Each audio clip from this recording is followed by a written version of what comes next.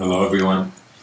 Welcome to today's episode. I'm working with a different software here, so hopefully everything is proper and the sound is coming to you all right. Anyways, the title of today's episode is "The World is Living Its Life Through You." An incredible concept.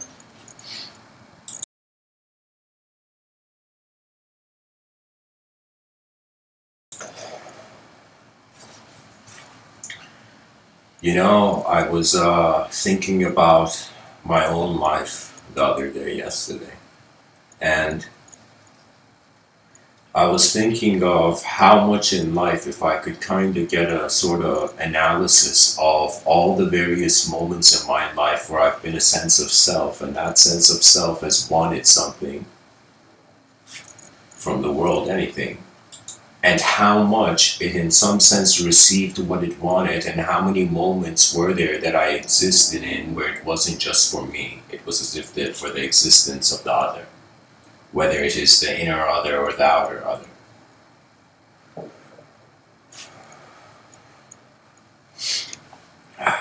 Welcome everyone, to the chat section. Good afternoon, Jake, Adele. Anyways, I was wondering about how many moments of my life that I had lived in and where I was seeing one side of the coin and the other side of the coin was for the collective life of the species in some sense. I got this very big idea that the world is alive and it's living its own life and its life is collective. That means the individual mind can't fathom it, but being part of a species, being part of a, what do you call it?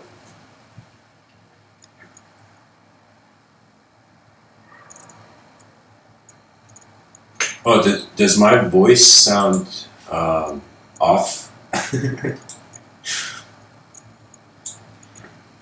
Anyways, guys, I'm going to get into the talk a little bit and then I'll engage the chat section in a couple minutes just to get the ball rolling.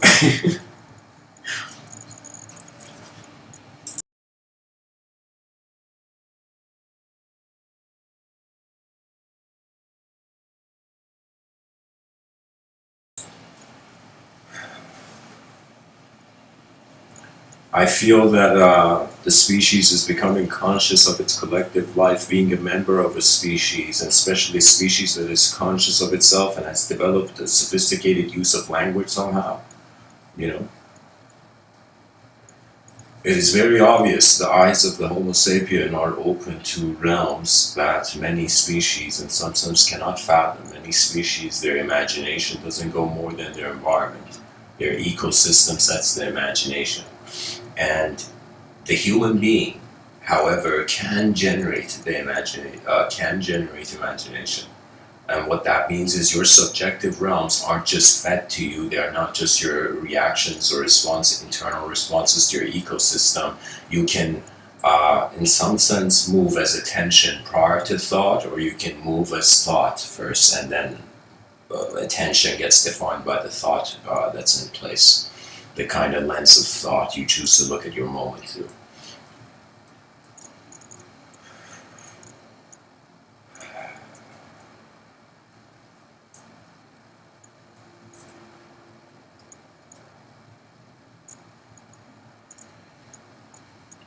Four billion years of evolution for us to realize that we are still perceiving one side of the coin. And I feel many ways that human beings can exist. It's not just like just being in a tribe and having the technologies update. I feel that the relationship of energy with itself is also evolving. That means on some level, just for a second, if you took away the names and concepts and the personalities of people, they would just be phenomena, right? There wouldn't be any context to the concept. It would just be like concept popped out of the unconscious into the conscious, you know? And the fact that we are small in the biologically, it means that the unconscious is kind of endless. That means right now we are in two ways of perceiving infinitude. Okay, there's two kinds of infinity I find in this world of ours. There is a type of, you can say, horizontal infinity, which is in some sense, imagine right now you got shot at the speed of light to the edge of the universe. You would see so many parallel. Let's say, how many civilizations would you see? You know, how many planets potentially inhabited would you see? So what I'm saying is, it's like there's this endless, oh my God, so many stars everywhere kind of situation going on. You know, till then, like the edge of the universe is not visible. It's our unconscious, you can say. It's what we don't know. It's our unknown. Now, that's a horizontal infinity. The vertical infinity is the multiverse theory. And the multiverse theory is just an echo of ancient mysticism, really. You know, that means I found it so strange that I'm telling you, if cyberspace culture truly awakens on this planet, and people in some sense begin to feel they are, it's, imagine a day where, let's say, we have the first human being that totally changed his or her body into a machine. Okay, the first human being who we managed to put their consciousness in a machine. There's probably movies that resemble this, I'm sure there is, but like, now this thing, this idea that the first human being that is completely machine but has the mind of a human, has the consciousness of a human, how would we accept that being? You see, right now we are in a situation where we're still fighting. You know, one of the biggest problems of this world is some people don't like skin color, and it's weird. It's weird that deep down we have the same skeleton, you know? We have the same biological design, but based on one little thing that's different, we're just battling, you know? The isms will end one day. But my point is, imagine now that robotic first human consciousness that got put into a robot, now how would people treat that person? Imagine you saw a robot with a suit enter like a charity ball, you know? How would you treat that robot? You see? So for me, there is a bond to humanhood that transcends the ethnocentrism we, in some sense, can't avoid when our eyes open up to become individuals in this world.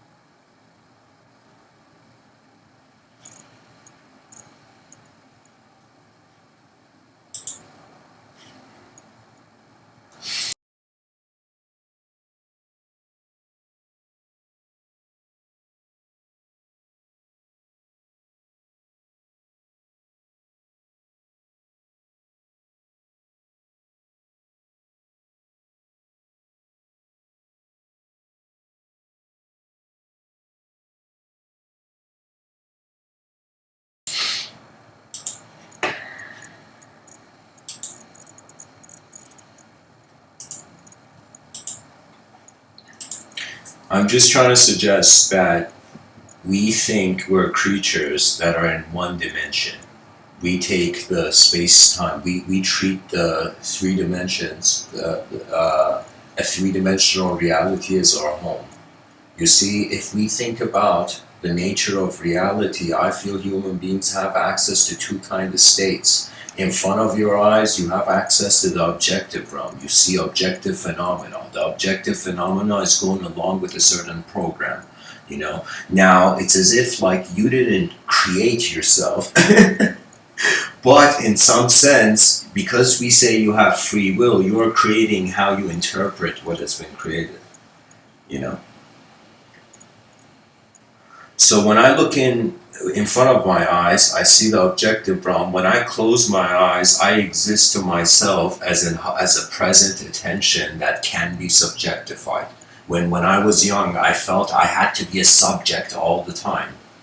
I had to be a certain belief all the time, only to realize that nature is not designed to hold on to something firmly. The poet Rumi, in his poetry, shares this imagery that if you make your hand into a fist, imagine you are an angry person and you make your hand into a fist, and if you keep it with that intensity there, your hand will go, the muscles in your hand will go into paralysis. If you stretch out your fingers and you just keep your hand stretched out, you will see that will also take you to a sort of paralysis. You see what I'm saying? So he's saying you cannot be so intense about the inner realms. When I say be playful with language, you gotta be playful with your inner realms, but this doesn't mean we have to constantly play the belief exchange game. It's as if like we're playing dodgeball with beliefs, you know? And those people who some people just get hit with the beliefs and they go out, so the belief knocks them out, you know, but some people catch the belief and they hit the belief back. They throw back the stones of ideology that were thrown at them. So there comes a moment where you realize that the human being requires a certain expression and reception throughout the day. Now we feel that our expression is primarily external. That means that when you wake up in the day, you know, as much as you're living as a subject, you have to objectively move. You have to live. For example, in 2020, right now there's this quarantine situation going on. You have to at least move in your house, you know, or move in your yard, or do some sort of physical activity. But at the same time, you can also sit still and begin appreciating your inner realms. The cool thing about human existence is that where your attention goes, you grow. And the whole point of life, I think this is the wrong picture they have sold people of success, is hard work. No, it's finding a world you want to express through. Finding a lens you want to express yourself through. You see, there's many options, you know, just like how there's so many words in the dictionary, there's many ways viewpoints are just hovering in the minds of men, you know.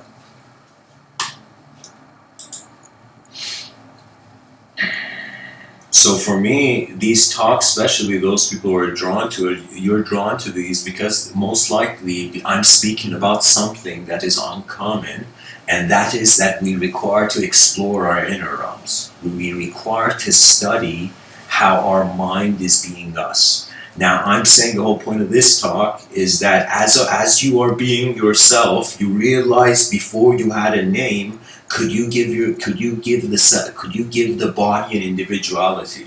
Do you know what that means? Is before this cup was called a cup, what would I call it? Do you see? There's that novelty factor of the entrance into the unknown, allowing the known to redefine itself. You know, that's evolution. You know, it's not like complete destruction and then complete being. It's not like per se. I think the idea of the phoenix was the earliest idea of evolution. Like you could totally see somebody looking at the concept of the phoenix and looking at the material reality and being like, could it be that we're resurrecting constantly into a new self, you know? So for me, I don't know, the world is not something that you can own too much. The wisdom I have found so far is that it's alive. That means you can't just expect your inner realms to be 24/7. Everything you see is to be like that. It's more like a abidance with the witness. So throughout the day, if you're like right now I'm speaking, that means I've observed something that I felt comfortable enough to talk about it, and then I'm talking about it. You know? But it starts with an observance. So when you become aware that the self is in awareness, that right now, before you move, you're just presence. That is strangely what the word Satchidananda means. That bliss, I think the yogis felt was not a bliss of like, you know, chemical, like a chemical bliss, like the person drank the best lemonade ever. You know, it would be like a bliss where it's as if a freedom of time's shackles. You see, we are temporary beings on some level. And at the same time, we look at our civilization and we're like, all right, it's made some progress. But at the same time, it's like it's also not caring for its potential, you know. That's the thing. We when there's a greater than sign between, uh, think of it this way: the more inefficient technologies there are, the more efficiency makes an attempt, it will be delayed.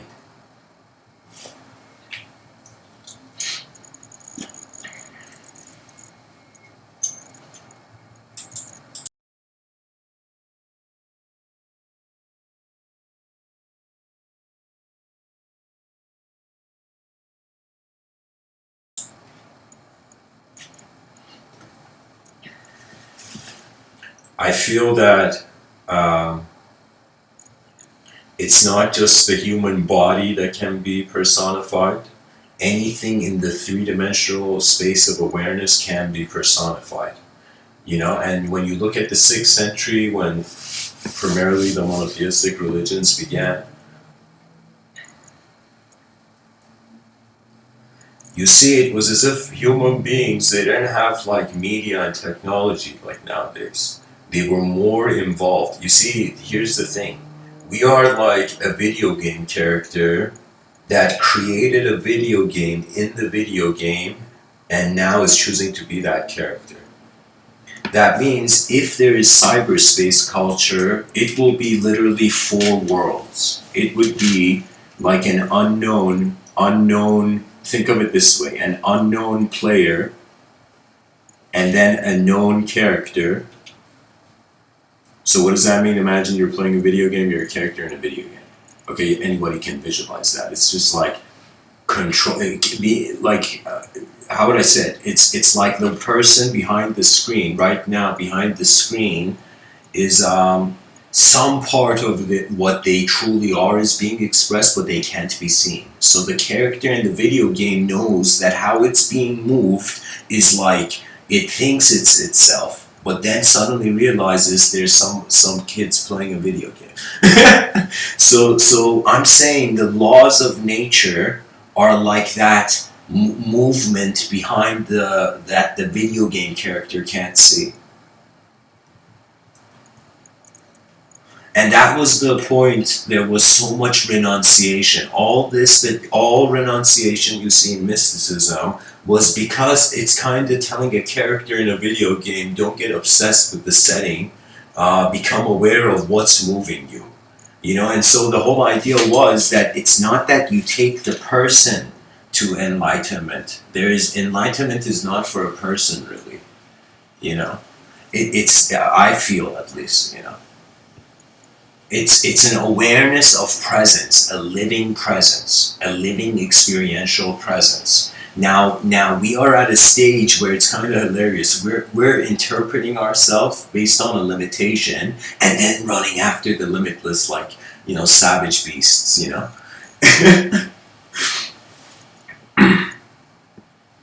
You see, ideologies shift. I feel history is also prone to the weather of all the emotions and behaviors and their accumulations and how they all mix up with one another.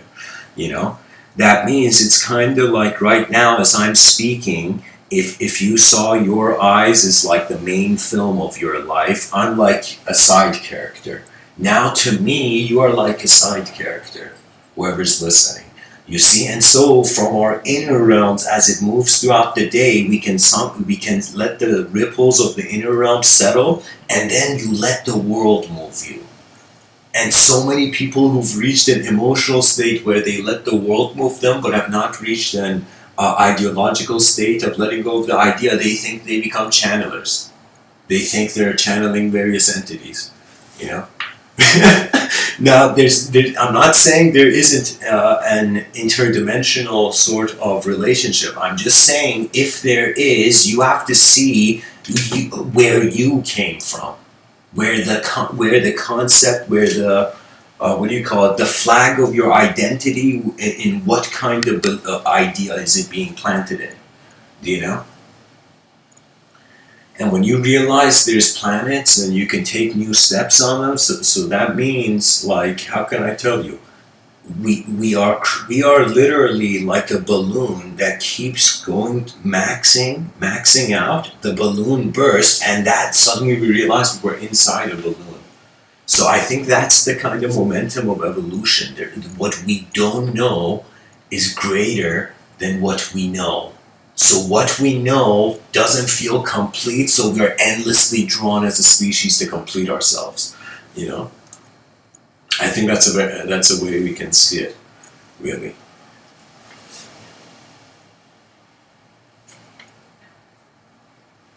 So I just want to share in this talk that as you are living an individual life, simultaneously your presence is influencing the collective life.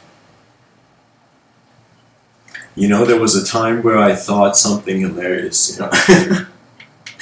You know how, like, the concept of a doppelganger, if I'm saying the word correctly, is someone who looks like you but in a different country, in a different part of the world. So imagine you look at yourself in the mirror. Now imagine there's someone else in the world looking in the mirror, and their face and how they are looks exactly like you, but they speak a totally different language, totally different cultural program, totally different kind of ideological perspective and opening to the world.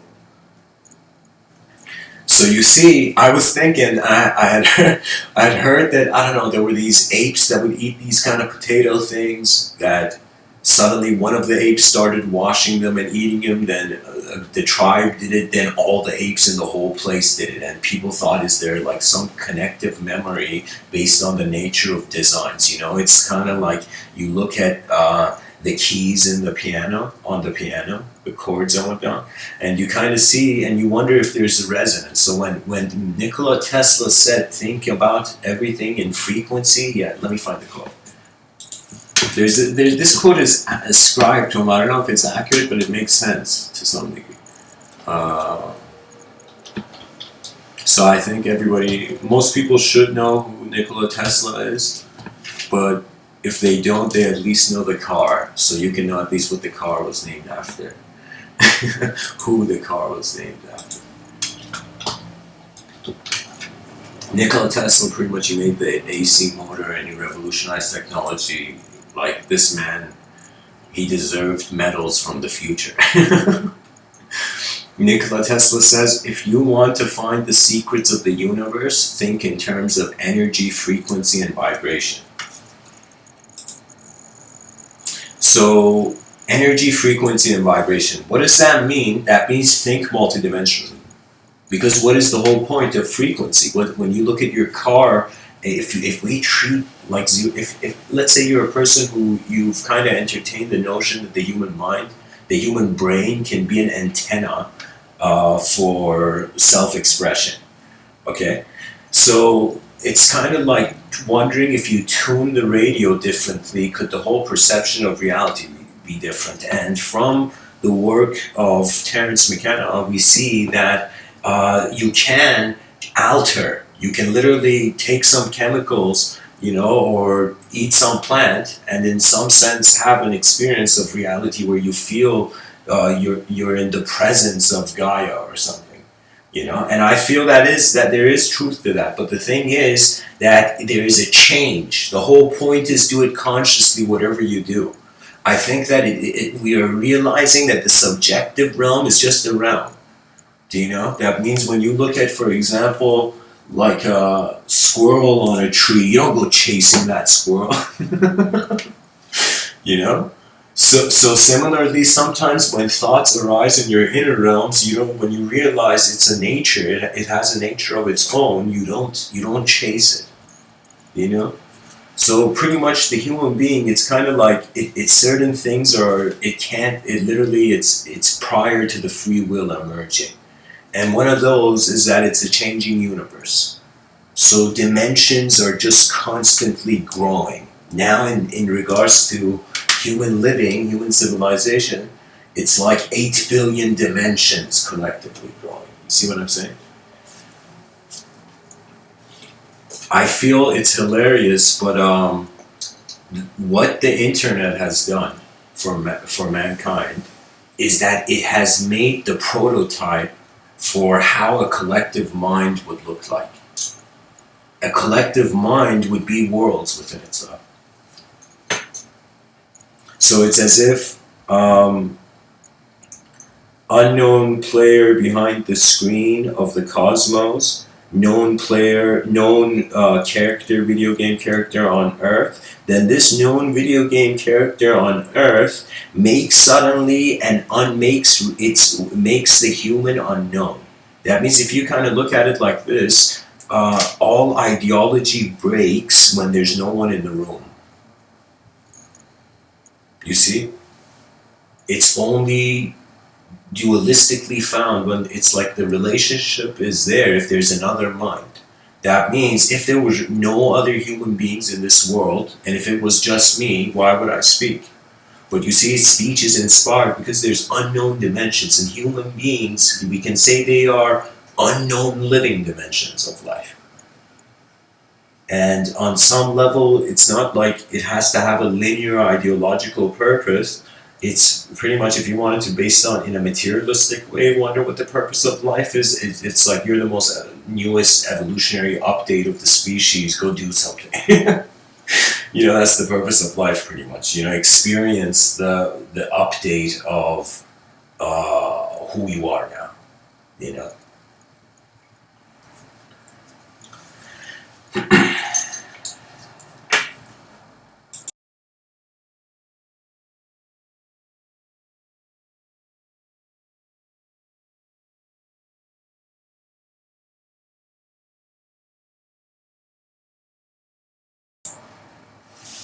So guys, just to finish that idea, pretty much I thought that could it be that instead of us thinking that every person is even this could be an evolution on my own idea, that if we look at people and we think right now everybody is unique, but what if there are groups of people that are in the similar resonance? It's as if you tuned to one part of what different radio channel and you saw everybody who believes in the world, for example, in a certain way. Then you change the channel, suddenly the world is in another way, different groups of people, different phenomena.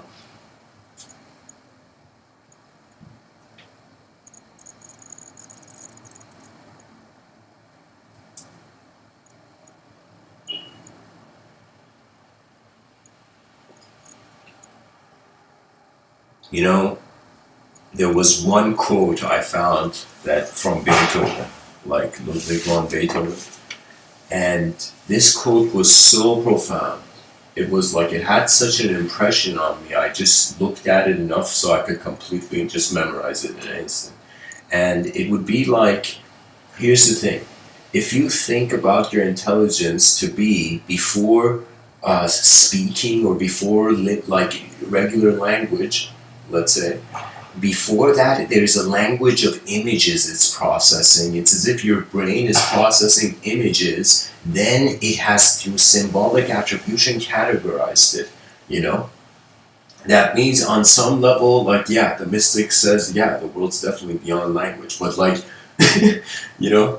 another level, language is our relationship with our inner universe. Here's the thing. I feel that we started off as an unconscious individual, or let me say it like this, unconscious individual object, and now we're becoming a conscious collective subject. That means it's kind of strange. Whether this is why Voltaire had. I'll get into that Beethoven quote in a second. It's sometimes, you know what it is. It's like when I see parallels between different ideologies, it's as if there was something similar in the eyes of the value of, like, let's say what Voltaire said and suddenly what Beethoven said. It's as if they were both human beings. They were experiencing something, and in regards to their unconscious, they could share.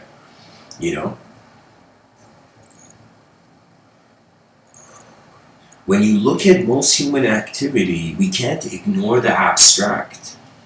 And we give little value in our society to the abstract. It's as if, imagine a society that only liked squares and cubes and rectangles, and for eons it went just looking like squares, cubes, and rectangles, squares, cube.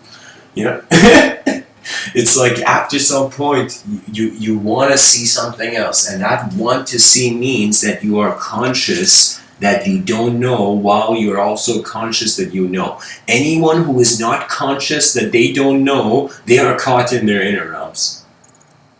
I'm telling you. And anyone who gets angry, you usually get caught in your inner realms. And what that means is you stop caring for what else you can see. When you stop caring for what else you can see, you get instantly bored, and you also the rhythms of novelty, you tune less into them, my friend. You gotta care. I'm telling you, the most important thing is like caring. It's like when you look at what's important for you, it's what you care about, right? Why do you care about it? Because you want that phenomena to remain in your moment. But you gotta realize it's a co-creative, constant evolutionary change.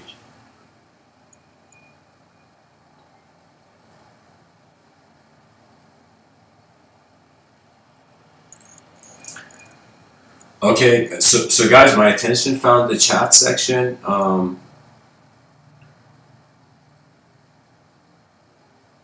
I'm just reading your comment, John. Welcome to the chat.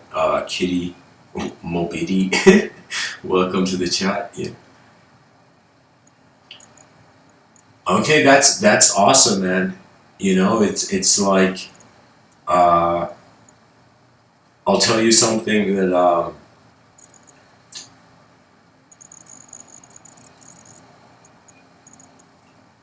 anytime you share your inner realms, you might not see people saluting you now, but you can see people of future generations saluting you because you trusted your moment. So many people, they don't know if they should trust it. So,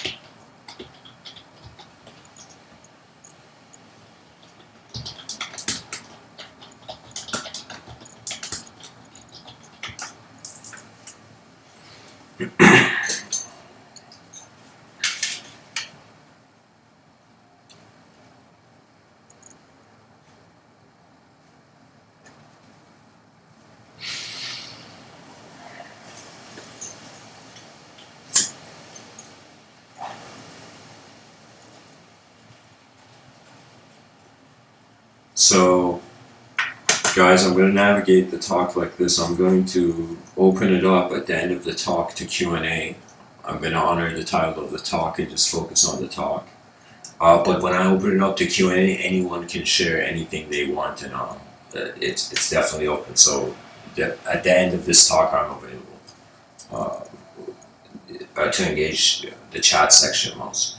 You know, I kind of take looks at the chat section. If somebody has a question immediately about a concept I said, you know, then it's like I'll engage. But aside from that, I'm going to focus on the talk.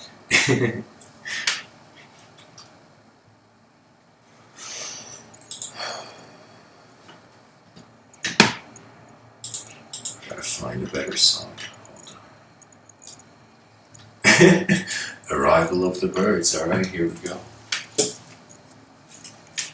I'm just listening to music, guys, while I'm giving the talk. It makes it exciting.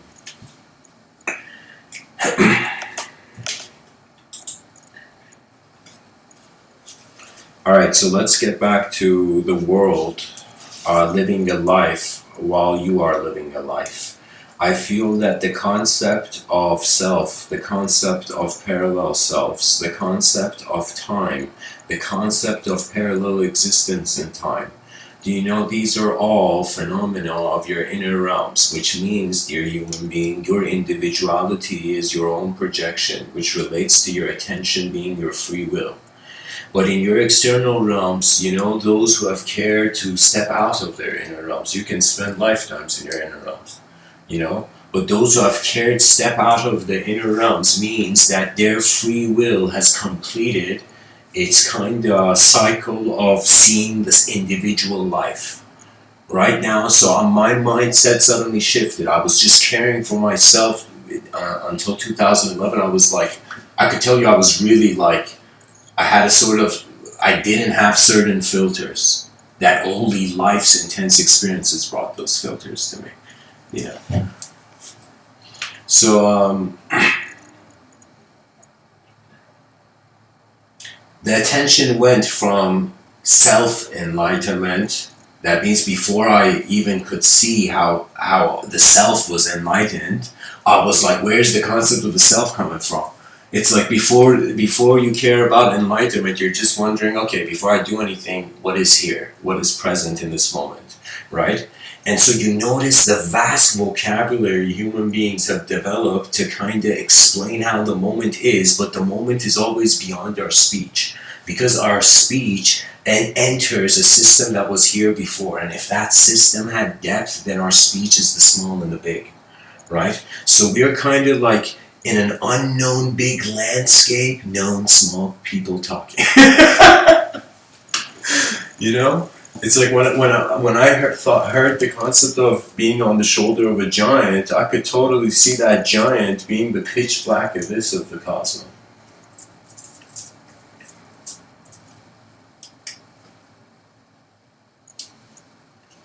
And you know, it's very. I think it would be one of the greatest human challenges of the inner realms. You see, guys, here's the way I've kind of allowed myself to see the world. I thought we were only in one dimension. That's what I thought when I was younger. I thought everyone is experiencing the same external reality. Then I realized ethnocentrism. That we are kind of like small meteors that hit the earth, but we go deep into the earth, you know? Instead of imagine, like usually it's a kind of, you know, half sphere kind of impact, but I'm telling you it's like, imagine the, like, earth was made of jello. And it was like suddenly the meteor went into the earth, you know? So it's as if you kind of make a hole as you, it's like it's like your existence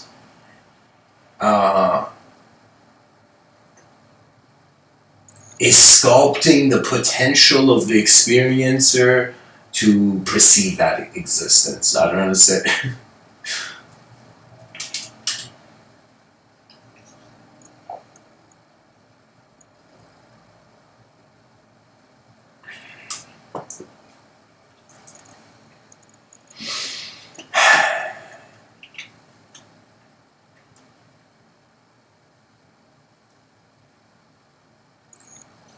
There are times where I have kind of like,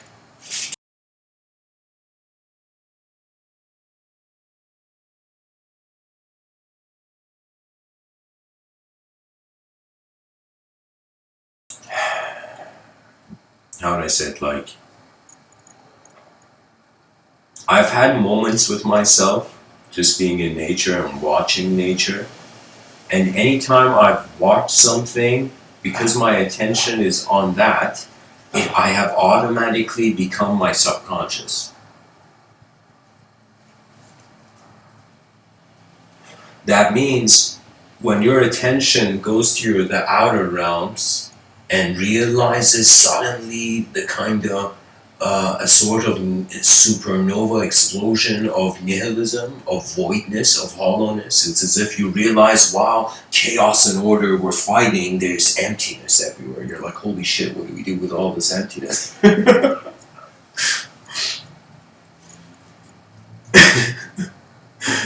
It's like all you can do is fill it up, you know?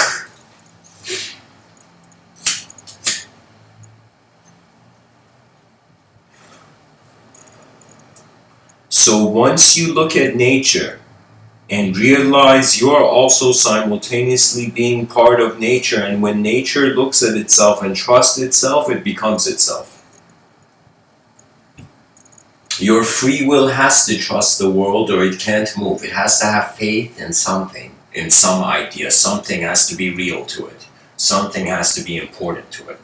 You know, that means you have to find the compass of not self-importance, but the compass of collective importance. I feel that we have to right now start building the prototype of a more advanced civilization. And this prototype is not a one-man job. It's pretty much like 8 billion human beings suddenly realizing that while they're existing physically, they are also experiencing this physical existence through various subjective pictures. And these subjective pictures are ever-changing. Do you know how many thoughts come and go? You know, it's like, I could totally know how it feels to be a tree, you know? When your leaves fall, you know, it's like, and they come back, it's like belief systems coming and going, various viewpoints being real. You know, when you look at the environment, we have to be, it's like, there's no other explanation. We have to be a higher dimensional intelligence than the inanimate. That means all materialists in the world should be like, yo, how's this electron? You know, hallucinating selfhood. You see what I mean? It's kind of strange. That's the situation. This system is not designed to believe it or disbelieve it. This system is designed to pilot, to navigate. And as you experience it, it opens up. And how it opens up is because either certain memories, their time finishes. It's as if, don't think people are dying. Memories die when you forget the past, you know? It's kind of saying, like, you know how you would say goodbye? Let's say to a comrade on a battlefield, it would be similarly saying goodbye to a memory in your moment. An idea, a projection. They come and go. The human being is standing in deeper dimensions than it's able to see for now. But it can, through a sort of rhythmic natural trust, I call that an evolutionary return to nature.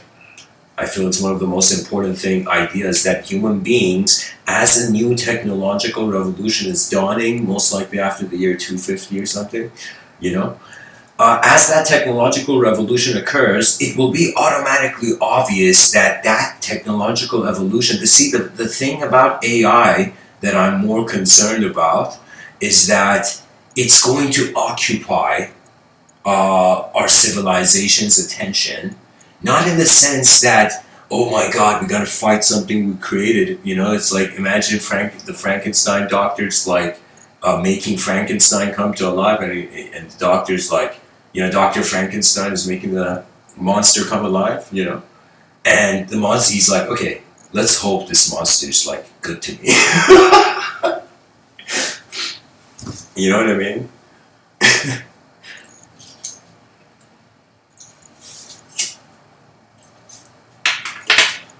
You see, it's about finding a moment where it's okay for there to be emptiness. It's okay for there to be individual phenomena. And it's okay for there to be dualistic phenomena. Chaos and order are citizens of the same cosmos. But it is also okay to see beyond that.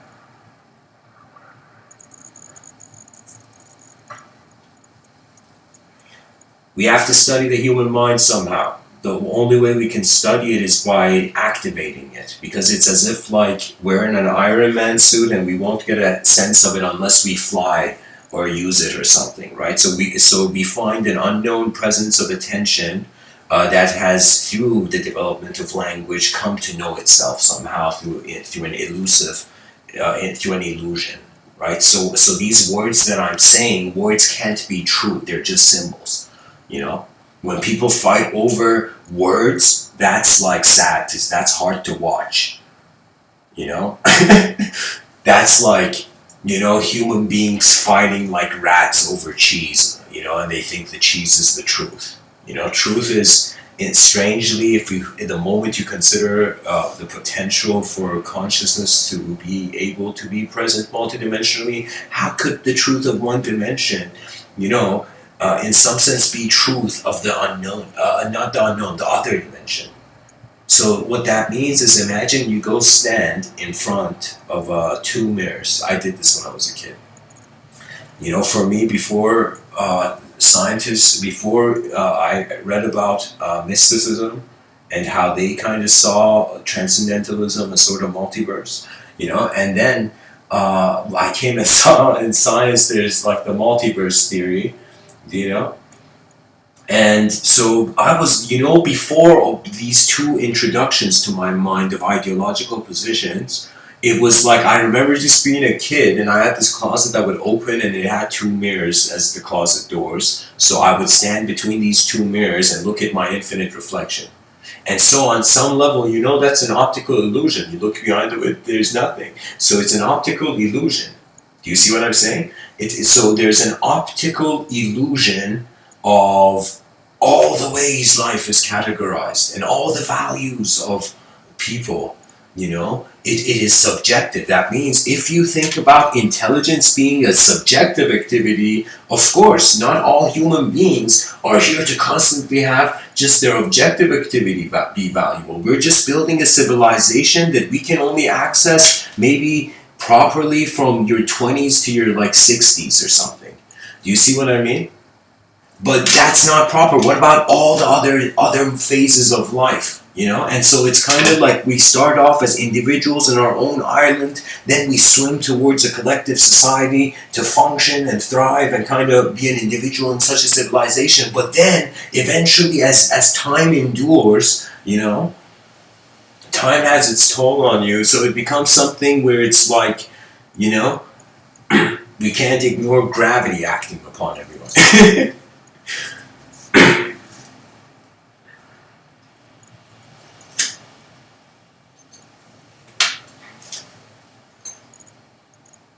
We're only valuing a certain energy level and a certain expression level, and not realizing the moment we value something, we open up a spectrum. That means, imagine someone and comes to you, let's say person A and person B are in the park. Person A is just chilling, Person B comes out of nowhere and says, "I hate you, person A," Now, person A can get angry, or person A can say, "What do you hate?" And the person's like, "I hate you for what you did and what you said and da da da da da da." And the person's like, what of that did you hate? And as long as the question remains, the ideological perspective ends. That means when you question something, you come to the core. When you come to the core, we're just hovering in emptiness and everything is a creative act. That means it's like suddenly the person was blamed and the person was blamed. So don't blame me, blame my ancestors. Then we got a time machine and we went to blame the ancestors. And we went to the ancestors and we're like, "We blame you." And they're like, "Who the hell are you?" And we said, "We blame you." And they're like, "No, blame our ancestors." And we kept going back and eventually we're blaming bacteria under the oceans for why, the world is so cruel today. So you see, the language is a simulation. There's a reason I call it the linguistic simulation. Because our senses of being as a subject is where we are unknown abstraction hovering in the middle of nowhere. You see, while simultaneously being a known object. You see, in an objective realm.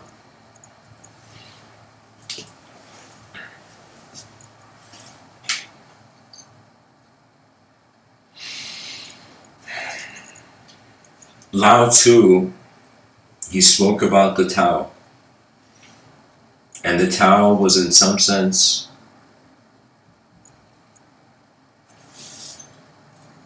the living movement of the universe, the living breath of the universe. You see, we have limited how much we can live in a more advanced world in our inner realms than our outer realms. And for me, the inner realms are moving at a higher speed. That's why they change quicker. You know, that means imagine you see like this incredible soccer player, let's say Ronaldinho, okay, and you see him dribble everybody and go score. And so imagine there was a psychologist, let's say Jordan Peterson somehow was watching Ronaldinho dribble in soccer, in football, and suddenly it's like as if wondering, what thoughts does this human being have? What is his attention? Is he thinking about his breath? Is he thinking about his body? Is he thinking about the goal? Is he just looking at the ball? Is he just running with the ball? Is he in some unconscious rhythm? What is it that he's found? You see, here's the thing. I have this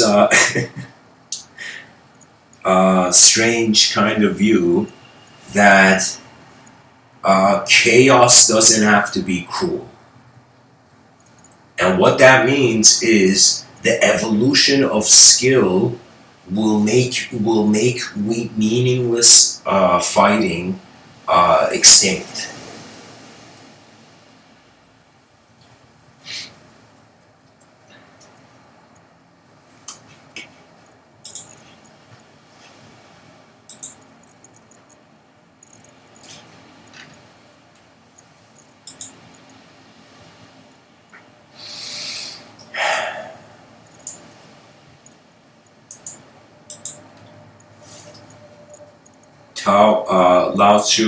Lao Tzu said, the Tao that can be spoken about is not the real Tao. And he's right, because language is so gullible. You can totally look at an idea and then suddenly see that idea everywhere, and you think that one thing is everything. You see, I think the more noble stance is people right now all want to know something. What if we remain in the stage where we're kind of pilots exploring the unknown? Imagine the same way, let's say, if we became a Type 3 civilization, as they speak about it in scientific circles, a civilization that harnesses the power of its sun.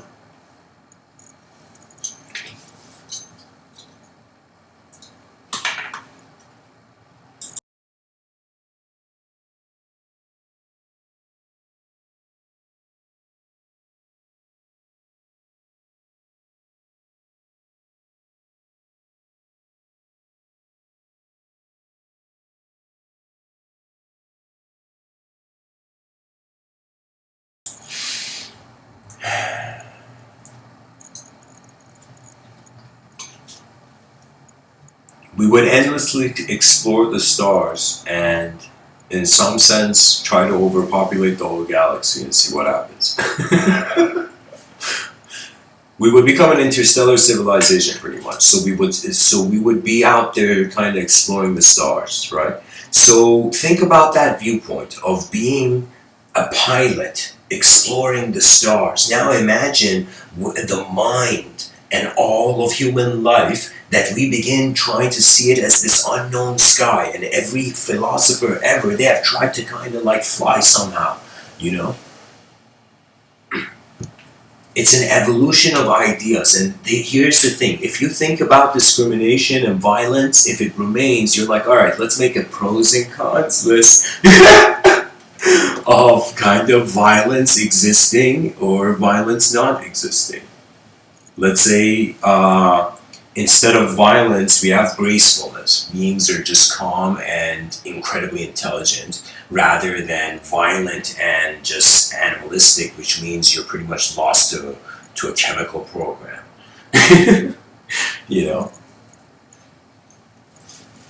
So we see, how would I say it, like, as we explore our inner realms, we require less distraction from our outer realms. That means, this is the strange thing, the more we live as minds, the less we identify as just bodies. So the more you are kind of like an exploration of novel intelligence every day, that means that something throughout your day you care to implement conscious effort. It doesn't matter what it is. It could be eating, it could be working, it could be, I don't know, creating whatever verb you like. but I'm telling you, something throughout the day as an activity should be done, because why not? After 4 billion years of evolution, you're some creature in this world, right? So this creature in this world is conscious, and then it's conscious of how it sees itself as a subject, its name. But then when it looks at its name, that name right now, if people ask you who are you, you say your name, right? And when you say your name, that means after your name, who are you? You're all the memories and experiences of you so far. Or what you can, in some sense, your mind can project in the moment in a self-aware way. That means the greatest awareness of the self is a collective evolution. That's what I'm saying. So Lao Tzu was also making the similar point that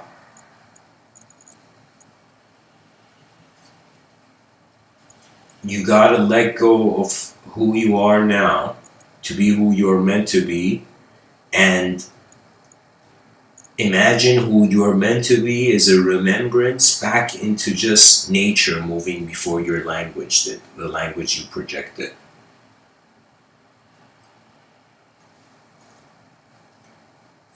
Life is kind of like, again, you're on a giant shoulder's back, and you suddenly open your eyes and you're like, whoa, and you see the giant is running. And you just whisper into the ear of the giant, where are you running to? And it's kind of like this idea that you go explore the greater dimensions that your world has. I think the only thing is effort and direction. That's pretty much work.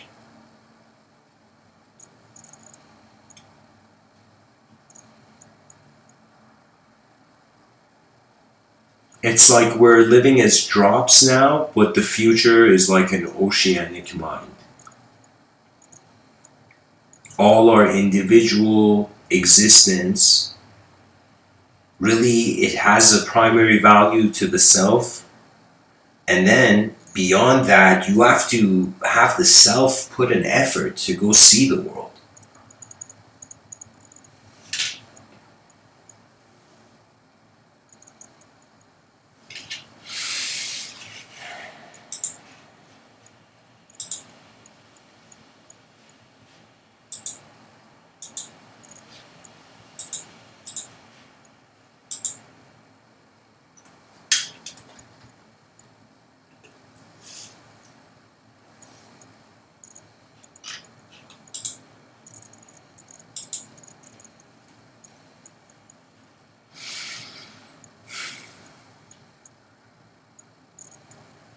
For how long will the war of freedom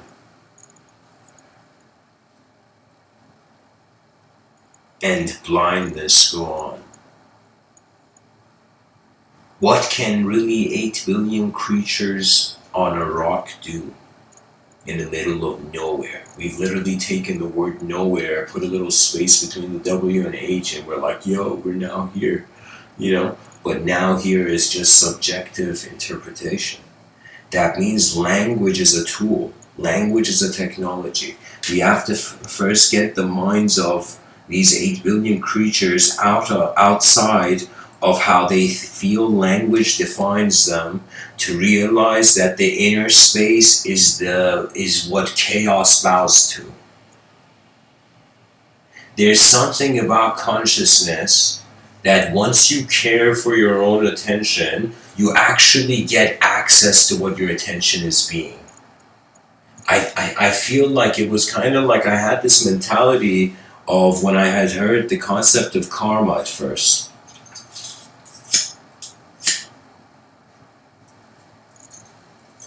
And I realized, what would I think of my own karma before I was born?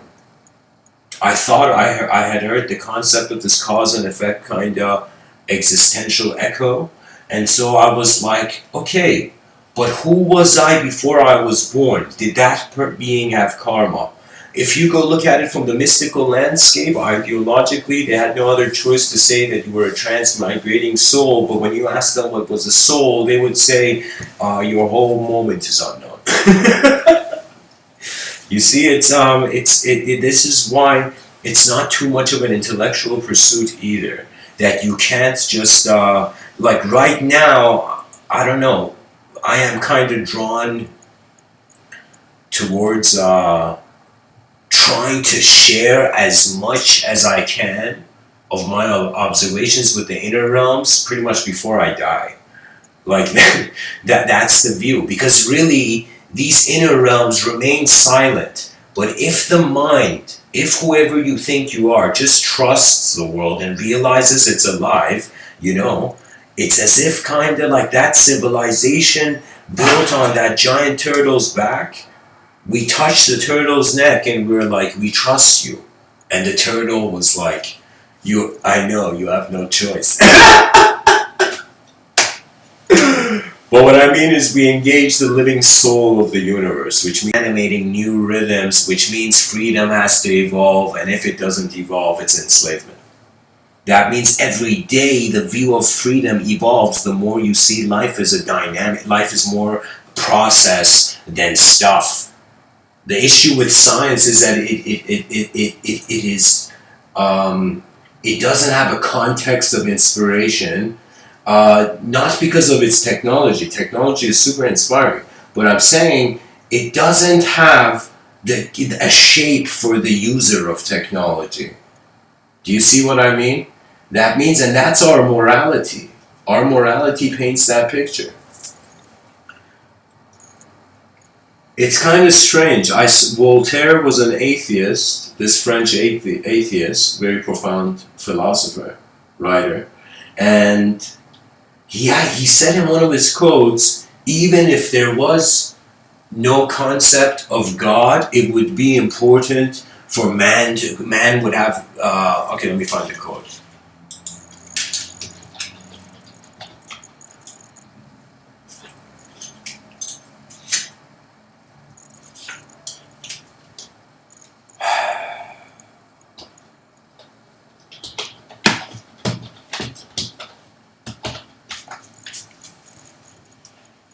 Okay, here, this quote, it says, this quote is from Voltaire, ascribed to Voltaire. If God created us, oh no, that's not it.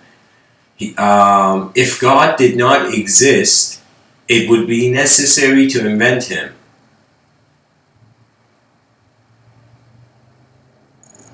Oh wow! Guys, so here's Voltaire's idea.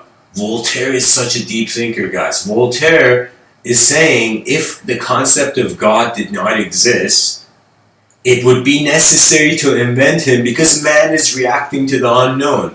That means, imagine militant atheism.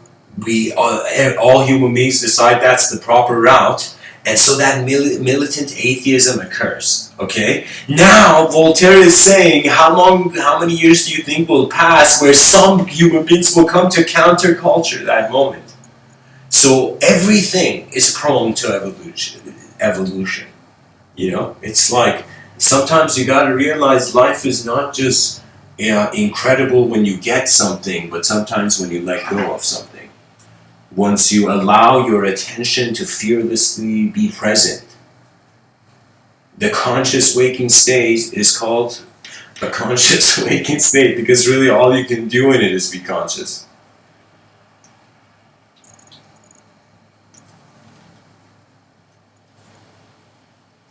So I feel similar to how numbers don't end. Man's mind has endless ways to structure the identity of self. You know, there can be moments and states of mind, I experienced this often actually, where suddenly I perceive something, and after I have observed it objectively and I've become content with that, then I've observed it as in many other subjective ways that I can, and then I've become content with that. After objectivity and subjectivity, it's just letting like my mind and my inner realms, I just let geometry just naturally play with the moment. So what I mean by that is that imagine you were a designer. And as a designer, you're just looking at design. You're just this moment of sight perceiving design, not identifying with any of it. You know, it's kind of like realizing your mind is the life part of the life form. And the brain is the form. The mind is the life, the brain is the form of the life form.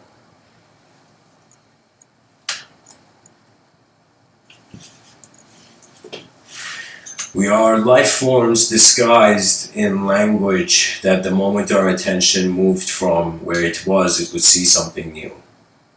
I feel eventually our inner realms will become so sophisticated, it would be the union of the inner and outer realms. Right now, we're just accepting, we've created a civilization where we just accept certain values. It's like certain behaviors are accepted, certain ideologies are accepted, and all nations have their own cultural programs, and that means people's beliefs simply arise because of how other people and how just phenomena has occurred on this earth. Do you see, every person is extracting their own handful of sand from this endless beach of data, as Robert B. Pirsig would say. I think that's the guy's name. He had this quote where it's like your awareness is like a handful of sand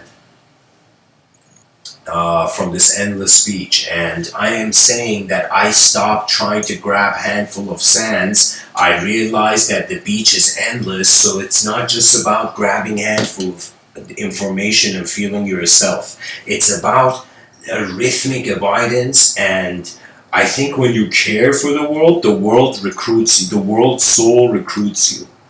Like, that's a strange idea, but I don't know how to say it. It's like when you, compassion means tolerance for the inner realms. And there has to be, of course, some sort of value system, you know?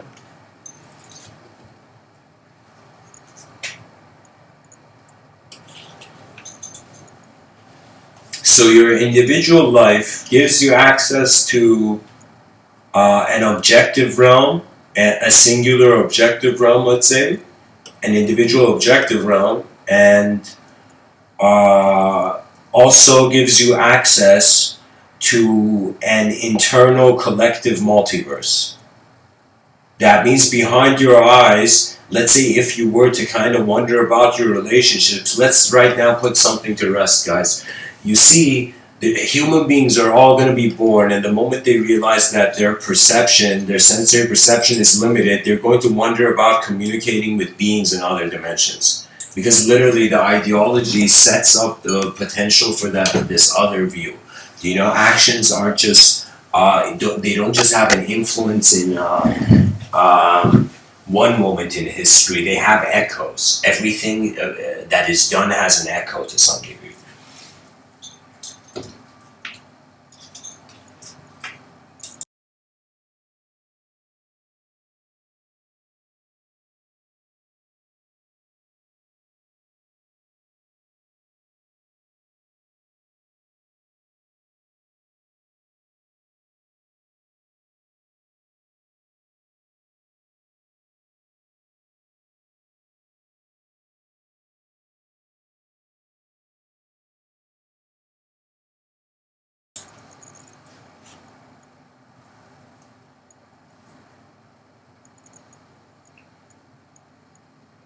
You know, it's kind of like the perfect metaphor for the human mind would be a candle lit in a dark room. And after 4 billion years of evolution, this candle has been lit in the dark room, but it hasn't just been lit in the dark room, it has grown legs and arms. Do you see? And it has also found a way to itself project a world inside a world, and in some sense, through symbol attribution, consider the world's variations. This candle in this room is realizing the wax is melting. And as the wax is melting, the reach is becoming limited. That means at the moment you wake up in the day, think as if you're not in the presence of an idea. Think as if you're in the presence of a living universe. And that will, I think what I call it is that since my childhood, strangely, I've had this access to this hyper alertness. And I don't know why. I think something probably freaked me out when I wasn't even an individual to myself yet. You know, there was this hyper alertness. This hyper alertness is not, I'm saying the word hyper, but what it is alertness as presence and the presence of the environment. That means I'm a person that I consider it's not just people that have minds. Ecosystems are minds of their own.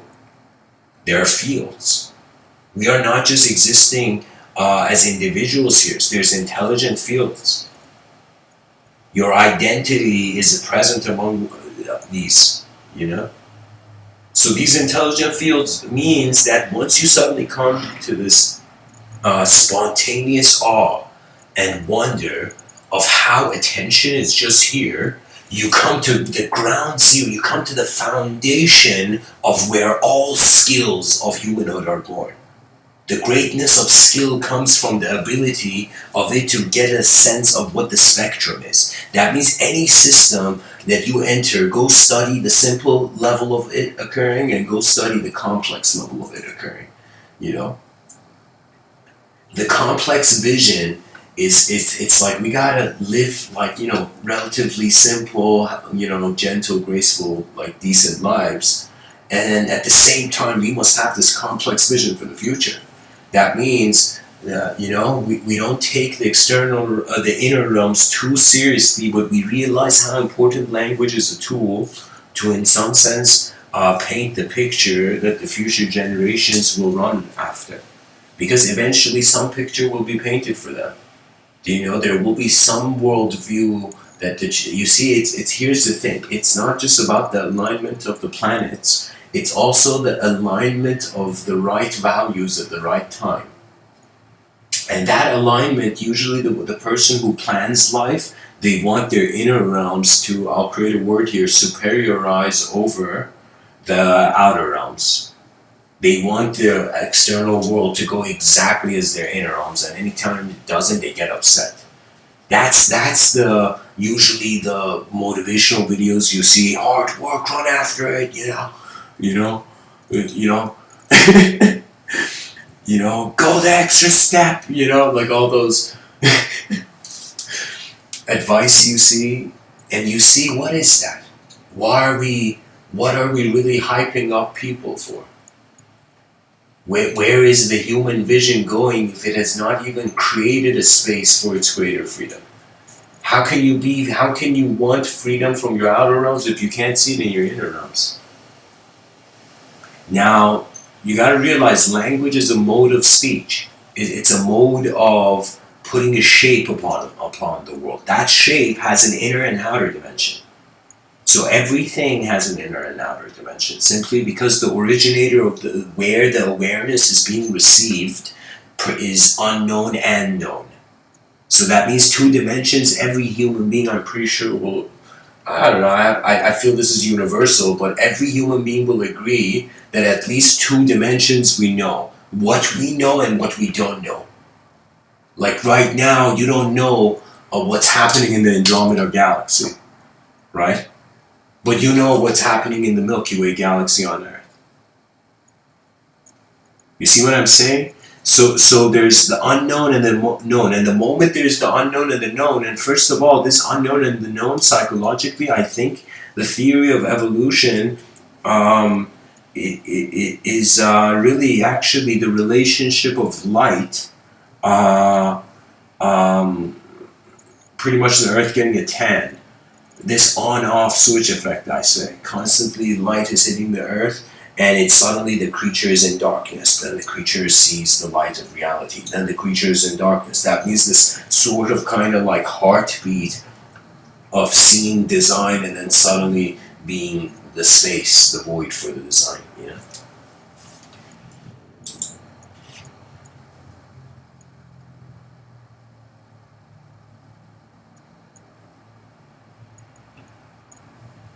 So, welcome to the chat, Omalka.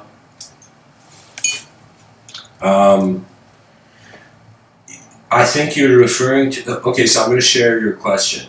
Omalka says, if you read about the Gita, can you briefly explain what you see in it? And before that, it says, since you talked about karma, what do you see in Gita that is clearly a concern of the war between the two sides? So here's the thing, guys. In Greek mythology, we hear about the Titans and the gods. Okay? And in Vedic culture, we hear about the war between Asura and the Devas. Okay? And I think to kind of consider, like in the Vedic tradition, in the Gita, they perceive it that we're at the bottom of a mountain, this sort of like multidimensional reality, and our dimension, our plane of existence is the bottom of the mountain. And I feel it was a kind of multidimensional war. And so let me tell you what I think that multidimensional war was. I think it was the choice of the soul, the Tao of the moment of that time, whether it's a decision between mind or body. It was a time where certain minds were, I would say, fighting. It's like it was a war between the physical and the non-physical, and where the truth of the dimension should evolve to. So that's how I would perceive it. That's how I would respond. That it's pretty much, you can say, the choice between infinite form and higher dimensional space. That's what I think the war was, you know.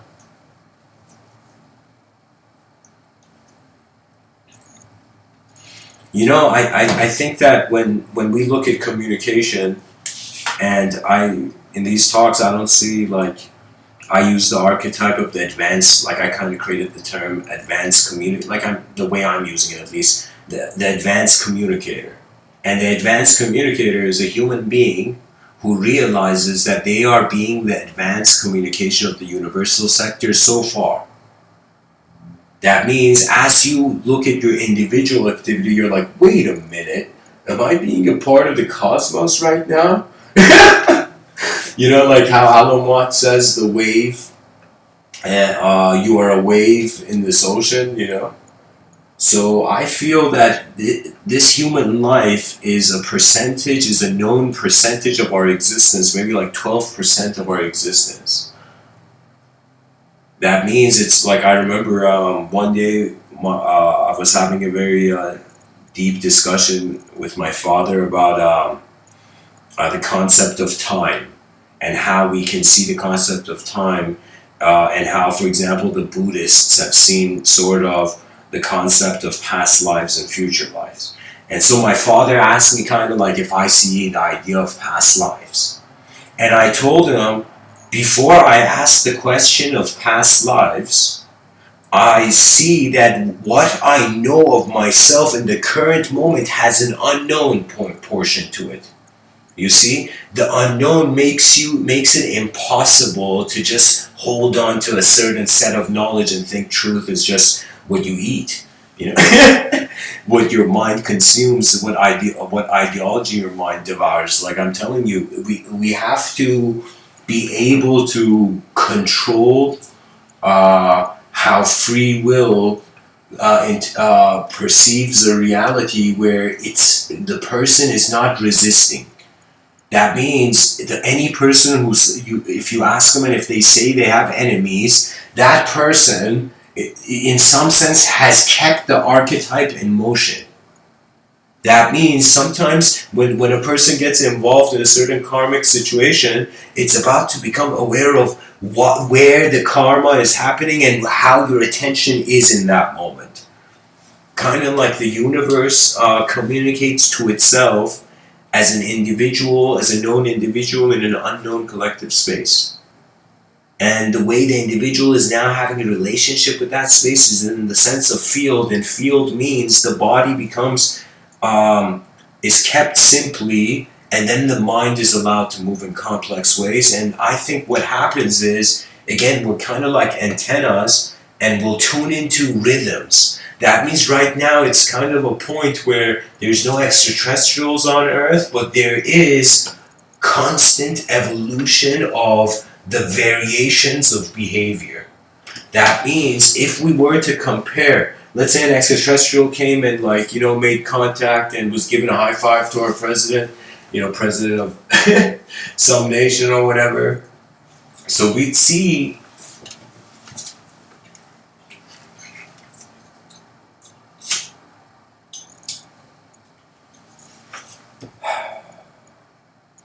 whatever behavior that extraterrestrial displays, it is being compared to all the ways human behavior has been displayed, individual behavior has been displayed, and all the ways it will continue to go on to. I am saying that it's as if the dictionary is not getting smaller, it's getting bigger. As the dictionary is getting bigger, that means more human beings are engaging the subjective realms and coming to the presence of the unknown. You see, it's all about, like your phone, getting rid of the apps of ignorance. Imagine your iPhone closing the apps, and closing the apps means that you have to kind of let certain memories of yourself that are unnecessary to the moment of now to live their life, and pretty much, how can I say it?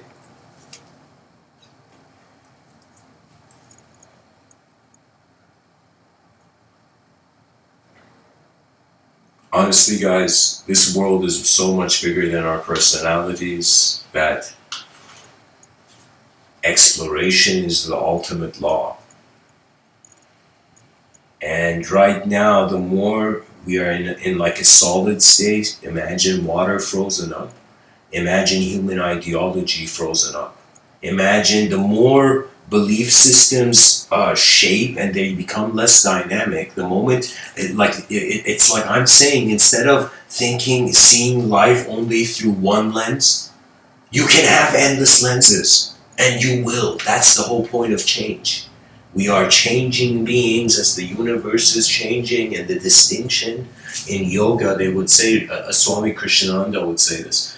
He said the inseparability of the individual activity and the cosmic activity. That means you are no longer a self, and the world is no longer a world. It's the ultimate leap. It's the leap beyond the stars of the inner conception, of the inner skies. And that's when I think you pretty much either your lifetime completes and you exit this plane. I don't know how, but I think at that point, the more you wonder about it's like this. We're like in this onion style multidimensional kind of reality, and it's like in this plane of existence, it's like an algorithm. And it's like once you find that algorithm, and that algorithm is set by your nature and the will of nature. And once that algorithm to the moment is found, it means you have realized the value of life before it was described to you. And then you realize its value before you described it to yourself. Then you see there's nowhere else to go, and the presence of the witness is there. Now that presence of the witness realizes it is in a condition. Right now, your physical body is a condition. It's like an environment. It's like a garden you gotta water.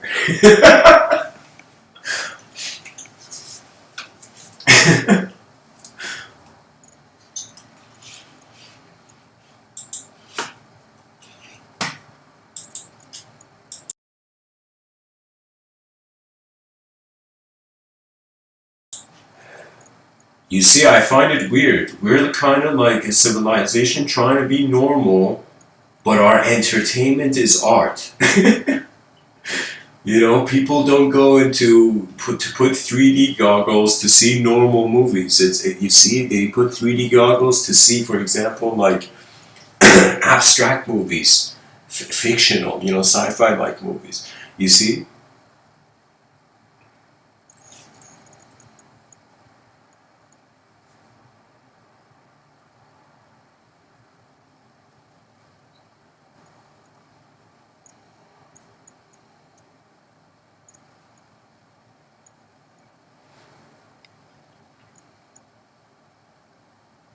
You know, I always wondered, why is it that uh, it was more emotionally, when I was younger, it was more emotionally thrilling that when I played, for example, video games, it was as if like, why was it emotionally more valuable than a film?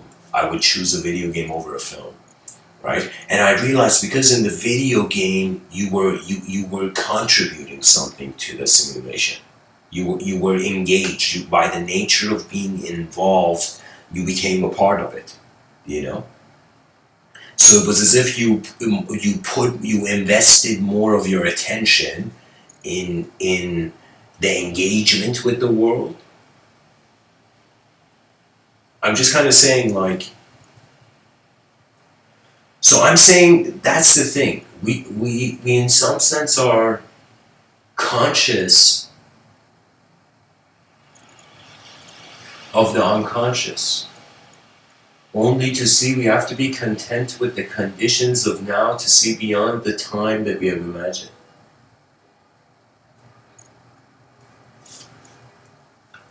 I feel what it is it's like the intellect, man's ability to articulate is like a flame, and it's strange, and it's kind of like burning ignorance. And I feel that the thing is that we right now are trying to find definitions to just like clothing to wear. It's like, oh my god, what belief system should I wear today? You know. You know, it's honestly costume games. I'm telling you, most people's ideologies, it's not related to an experiential world. It's just hovering in language. Language, you don't like language is a tool. You know what that means? That means like when you use a wrench to fix an engine, then you let go of the wrench. You don't hold on to it, identifying the wrench as your new hand. You know.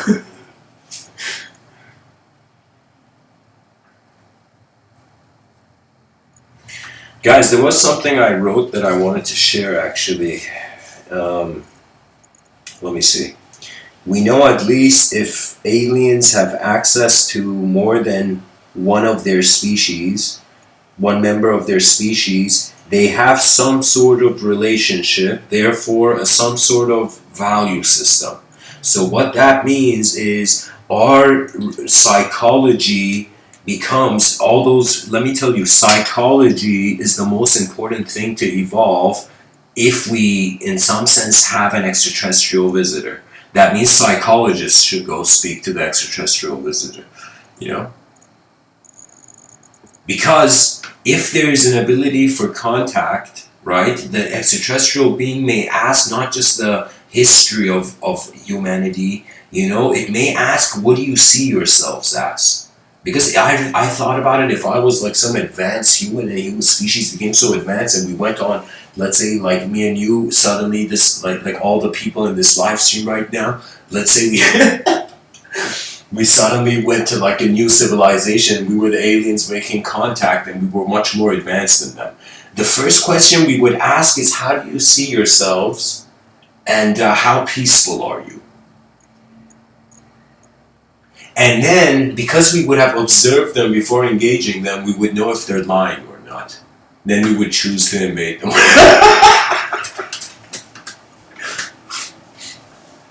But I'm saying, like, the idea is that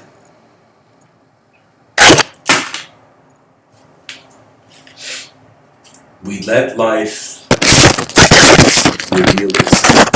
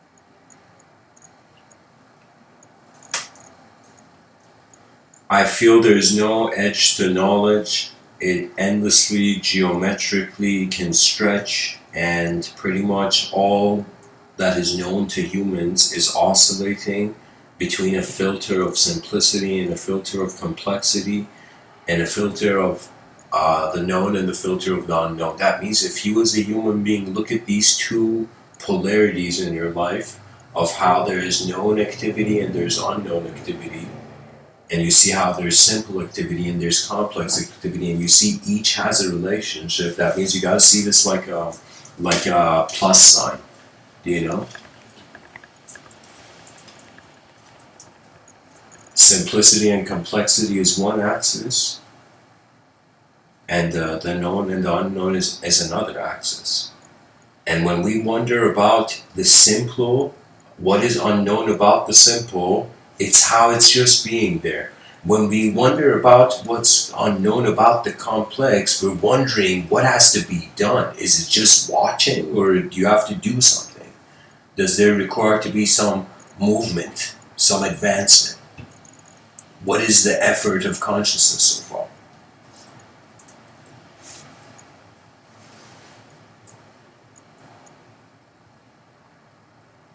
For me, it's like, I'll be honest, when I realized how big history is, I became selfless instantly. I am like, my personality is like one speck of, it's like one sunbeam among endless rays in history. So for me, it's like the human life is so small that if you don't attempt the big, you just remain. So consciousness is how the free will. It's like it's not. You're not just a creature with a certain speed. You have a direction. There's a velocity to your life, to your life's meaning.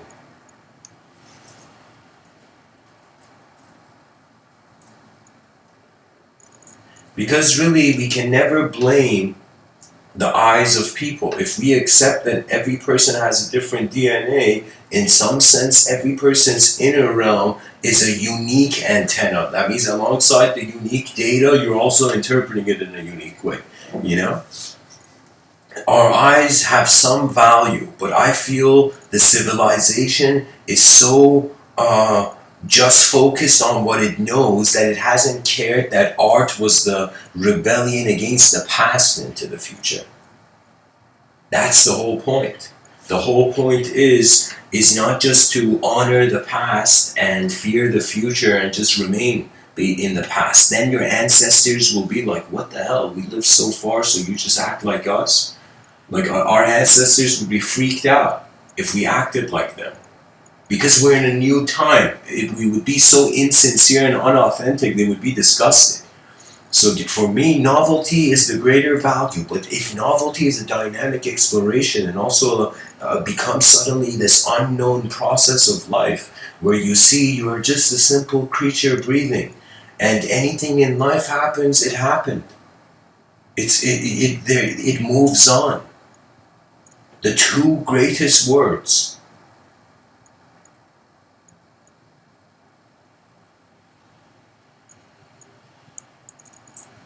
in the English language is "go forth."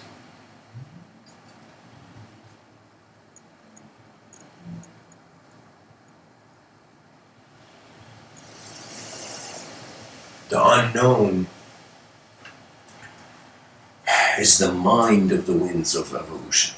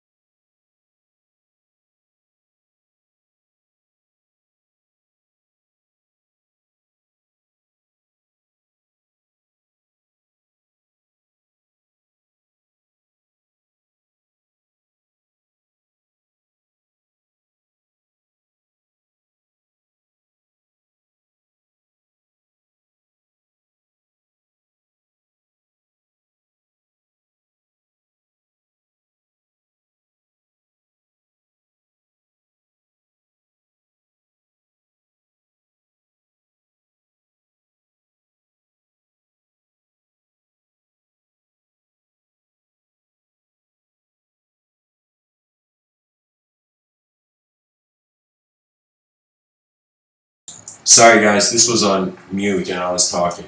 You know, that happens sometimes. So,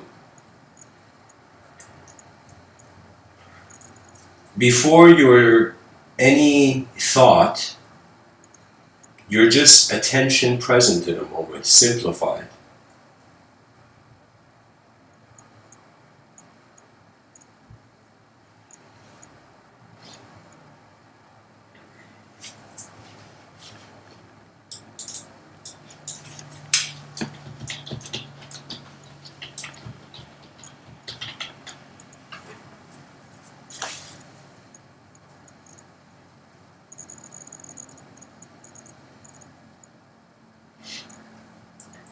I don't know, guys. Pretty much our minds are endless world generators, only to realize that it's all space.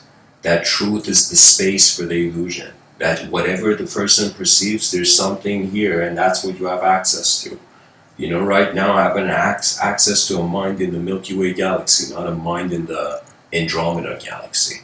You know, the thing is that as we are searching to, or all those people in the esoteric communities who are drawn towards communicating, or theosophists who are drawn towards communicating with interdimensional beings or whatever, let me tell you, it's like that's not the only exploration that needs to be conducted.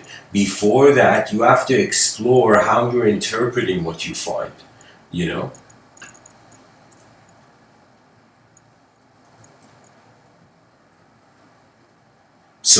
So here's the thing, guys. Be playful with language. It comes and goes. Chuang Tzu said beliefs, ideas, they are like leaves on a tree. That means the only ideas that I hold are the ones I vocalize or I write down. There's no other way.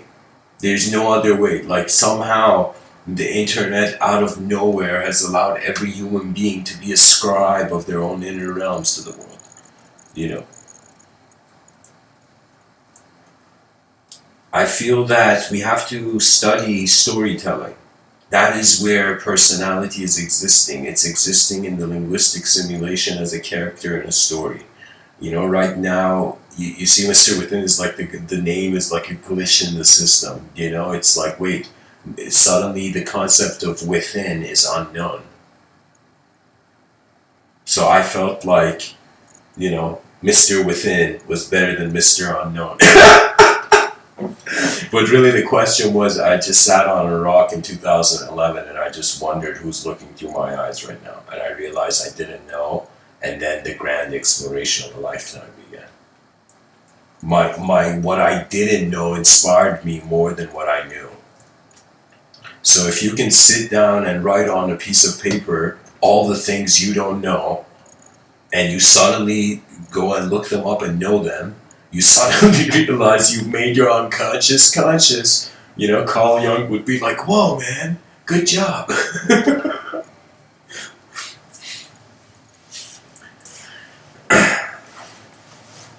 So anyways, guys, this is the, I think I can end the talk here. Let me just check the subtitle. Oh yeah, the collective advantage. The collective advantage pretty much realized that we have somehow, as savage, bewildered beasts, evolved into a civilization that is at least sophisticated enough to care for gentleness, and in some sense also through that gentleness has accessed its own genius. So what that means is, imagine all the people right now behaving in civilization, and when I use the word civilization, I mean all the societies in the world. All the human activity being conducted in any sort of social kind of setting. Okay? So a civilization doesn't just house 8 billion bodies and growing. It houses 8 billion minds, and the mind is an ability to see the moment constantly in new ways. So we have 8 billion explorers of the same earth. Now these 8 billion explorers, they've kind of categorized themselves up. They've kind of tribalized themselves up. Their cultural programs are different, and on some level, that's not a disadvantage, that's an advantage. It's the advantage of, in the same way that we're rebuilding the Tower of Babylon, but as a new modern attempt at our civilization's greatness. That means if you don't care about your own greatness, that's fine, but care for the greatness of your civilization, because that's what everything is kind of moving towards. You know, it's like literally we're like we're all like children in how can I tell you, in a giant cosmos, playing with the Lego of our own ideological systems that we impose, and our attention polishes into some order, sculpts into some value. You see, life is more dynamic than it can be talked about, but poetry was like, wait, hold on. And poetry's attempt was to fearlessly, that means you don't have time to fear because it's too important. The activity is more important than fear. That's why fear, you're like, whatever, just, you know. Sometimes even I've been in situations where I've had fear, but I was like, okay, I can't handle this fear right now. I just literally just did the intelligent activity, just made the intelligent decision. And it's that thing of treating your mind as a space where your movement as a body in this space is your intelligence, is it not? It's like the moment the being moves, it's animate. The child is born, we can say, from the womb, but only when the doctor slaps its back and oxygen fills up the lungs of the child. That's when the child is born to itself physically. Then the psychologists say by the age 11 to 14, or somewhere around there, the child becomes an individual to itself. That means the child is born to its body, then it's born to its selfhood as a subject. And that selfhood as a subject is preserved by the communication. You see, not every person has to agree with each other. It's like these 8 billion beings shouldn't try to be clones of some weird utopia, you know? It needs to be, it's like, you know what I mean? It's like the advantage is the complexity can be utilized. That means Albert Einstein was like, what if there was 8 billion of me?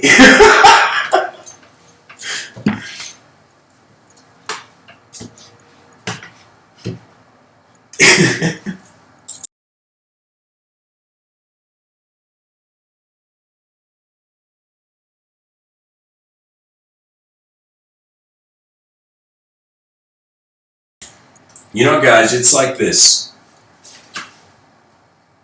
If you took 10 scientists into a room that had not seen each other before, and you asked them to explain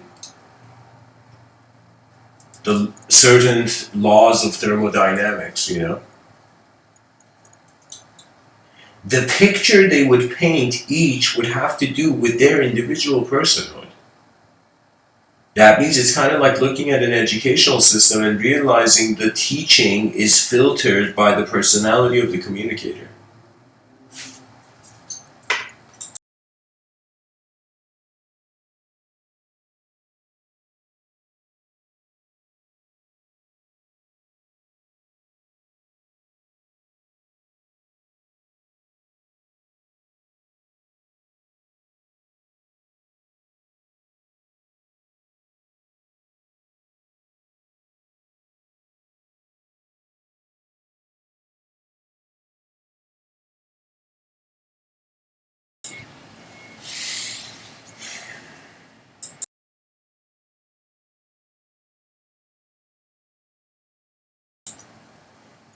I don't know, guys. I just feel that the free will is a designer in the inner realms, and that's the most useful thing. And we've been conditioned into constantly looking for some instructional ABCD route into better living, only to realize that no, life is like weather, you know, and it's in different systems, in different environments, the behavior will change. You will even see it. Do you know how many human beings I've seen? This is when you know a person's character is strong. When their character doesn't change in the different rooms they go into. And their character doesn't change because they realize that it's just the room they're traveling through. You see, I think anxiety arises when the person makes themselves inside someone else's movie. When you do that, your free will is like in the sidelines. It's like, coach, let me in, you know, and the intuition's like, I'm trying.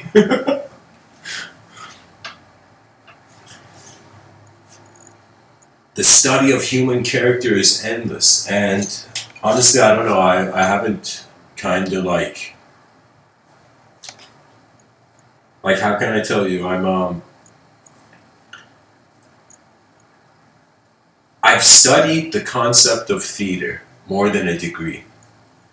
And when I looked at theater, I wondered about Shakespeare. And when I looked at Shakespeare, I wondered what was the value. And I realized the value of those stories were for, at the time, they were the newest view. So novelty has the greatest value. Novelty is the greatest resource.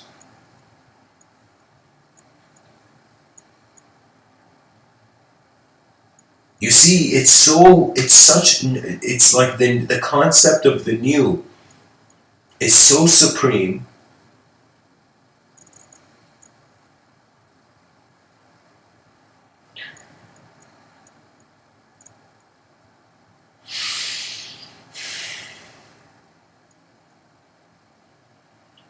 It can't be held on to. It's a system. It's a process. It's like, how do you explain surfing? You gotta see the wave that you're going into, you know?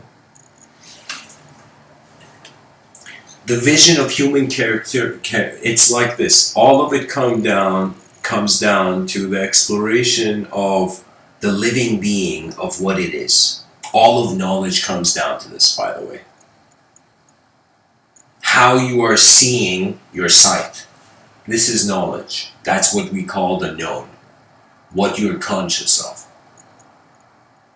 Now, if you allow your attention to just be present, you would see suddenly another subjective lens comes in. Another subjective lens comes in. And if you keep watching, it's like meditation is not, it's like all those people who said don't think, that's messed up. You're not, that doesn't even make sense, you know? What you do is watch what happens as your body becomes still to your own mind. And then it's like sometimes even before I sleep, I'm just kind of like, I would say in a strange way, rolling in my inner realms. That means I'm just in my bed before I fall asleep and just various ideas are just roaming. Do you see?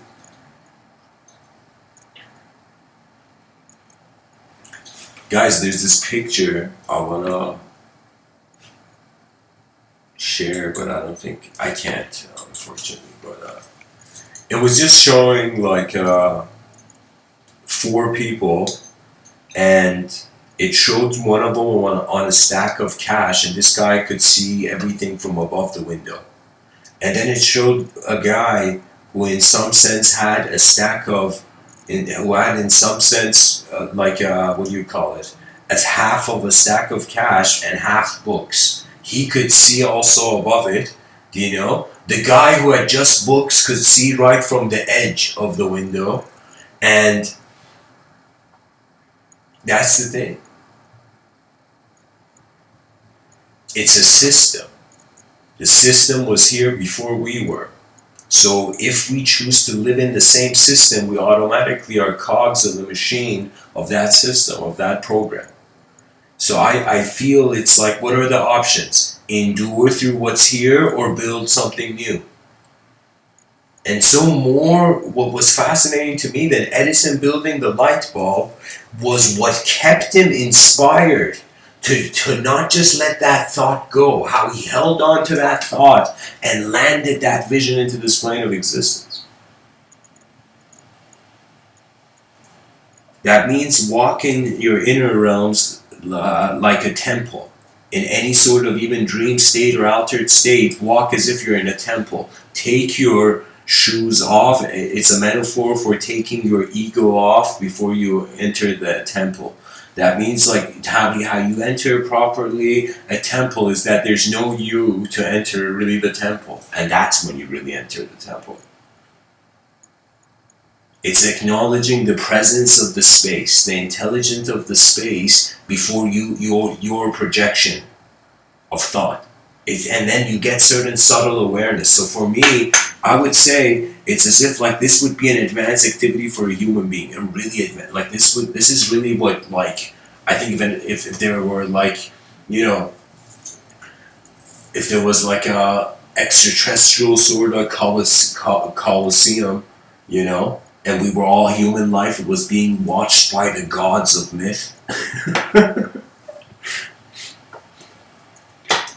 It's as if the most advanced human activity, I think, is this. Get a bunch of paper with a pen, go somewhere in nature, somewhere with a pleasant environment with fresh air or whatever, and when you get to that space, decide to walk there without any desire.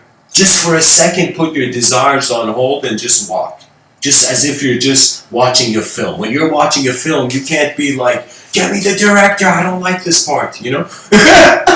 You know, the film's already made. You just have to just travel like wind. Or how in the Diamond Sutra they would say, it's like the Buddha walks in the field without moving a single straw of grass.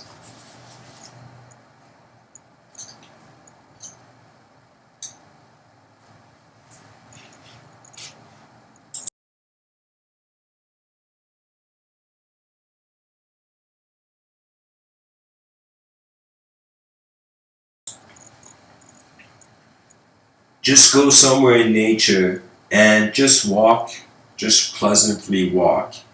And if you don't get a feeling of sitting down anywhere in nature, that's fine. Just go for your walk. I think this is the healthiest activity that a human being can do. Forget about if you can't do exercise, go for walks, you know?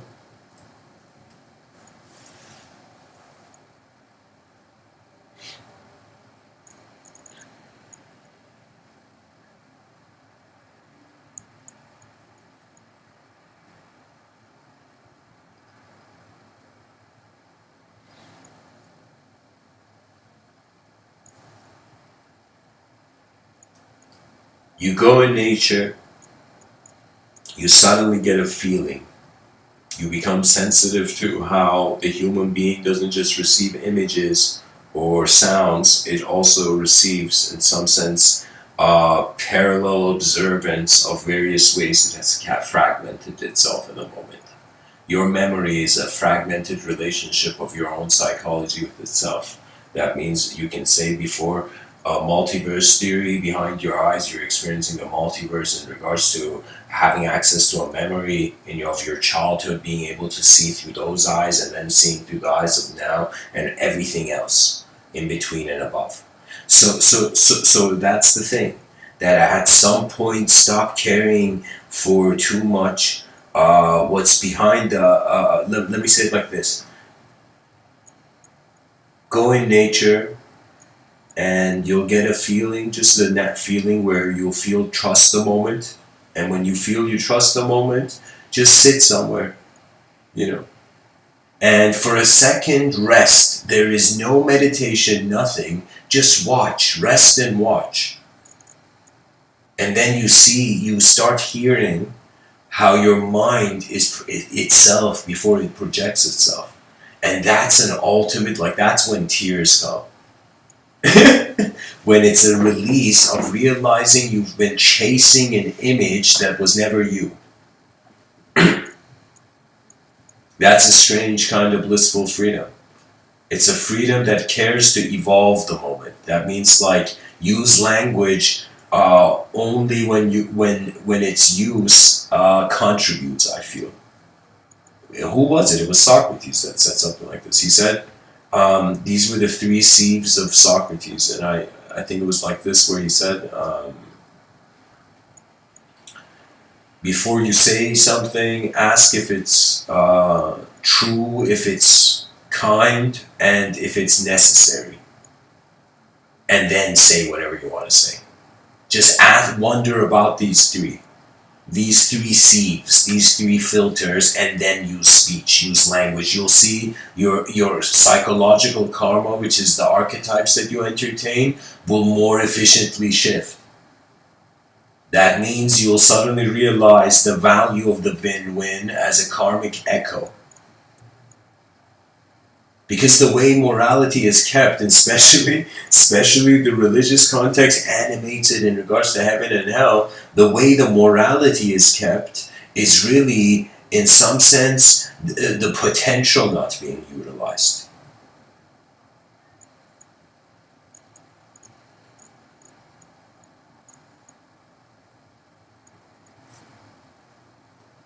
And it is true, being rude is an opportunity of a lifetime as well.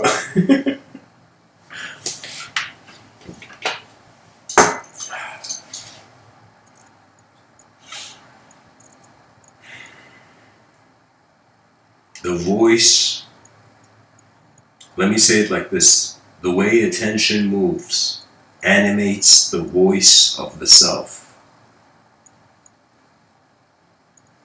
And the observance of attention, that means if you realize the presence of the attributeless presence of attention that is just spontaneously, instantly being the moment, once you realize that, you can't judge anything. You find yourself in a world before judgment existed, conceptually. And that means you get access to the eyes before they were shaped. So it becomes this raw energy. Like imagine someone like feeling like getting closer to a volcano and feeling that heat. So it becomes a sort of intensity where the winds of the unknown are hitting what you know in that state.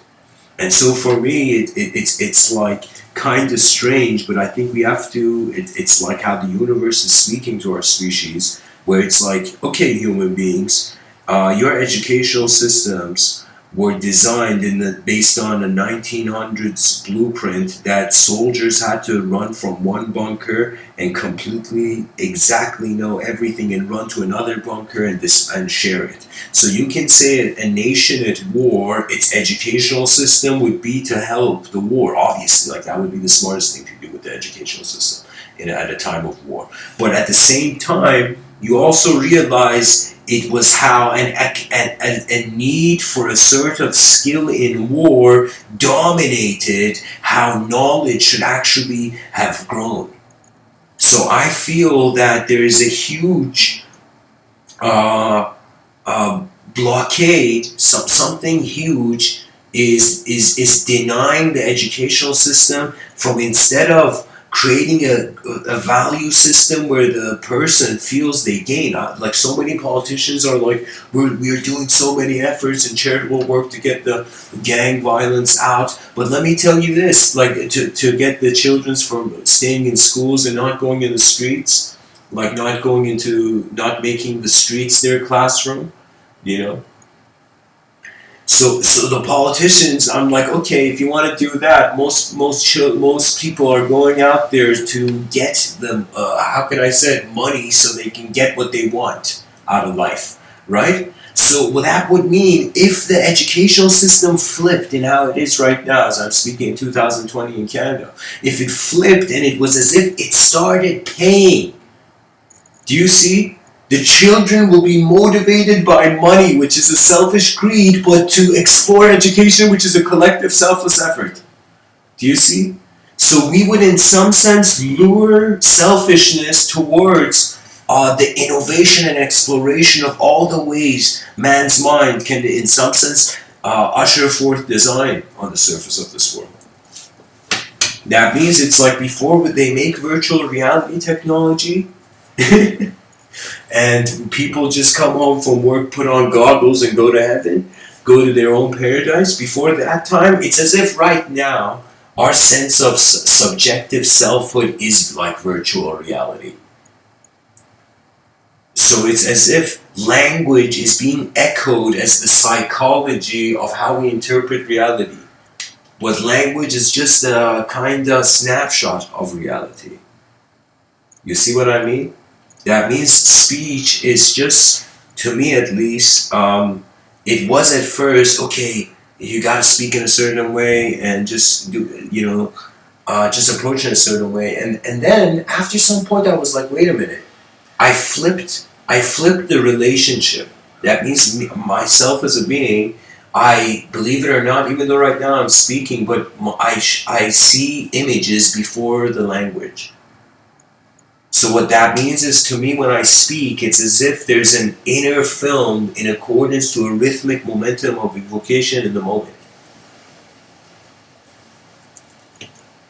It's as if when you go look at why people did rituals back in the day, the whole point of it was to give themselves some sort of permission to see something or be something. That's it. It's all efforts and no void. So novelty is the meaning. You gotta. It's going from we're evolving from a time where we were just looking for truth to realizing, oh my God, it's pretty empty here. We gotta build it. We gotta design it. We gotta return to the world. That means the New Age community it must grow, but it must not forget that we must advance civilization. The effort of an idea is where it takes the human attention. If the idea is taking the attention away from the advancement of a physical civilization, that ideology is not from this world. If any ideological system you follow that you don't care about what's happening on this planet, that ideological system is not from this world, because it's not bringing your attention here. And it's as if, like, do you see what I mean? We must let spirituality be the surprise, and we must let just conscious living just take its course.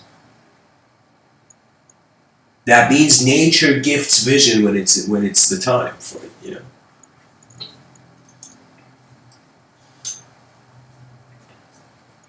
That means if someone asks, are there sponsors beyond the stars?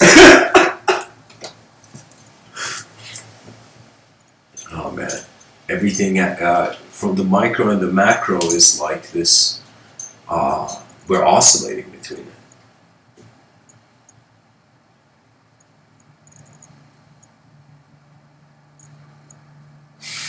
So anyways, guys, that's the end of the talk. I'll open it up to Q&A. So anybody who wants to speak about anything, share now, and please keep your attention focused on the talk.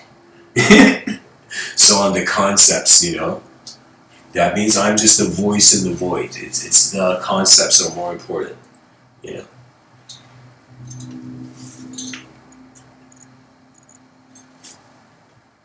Voice in the digital void.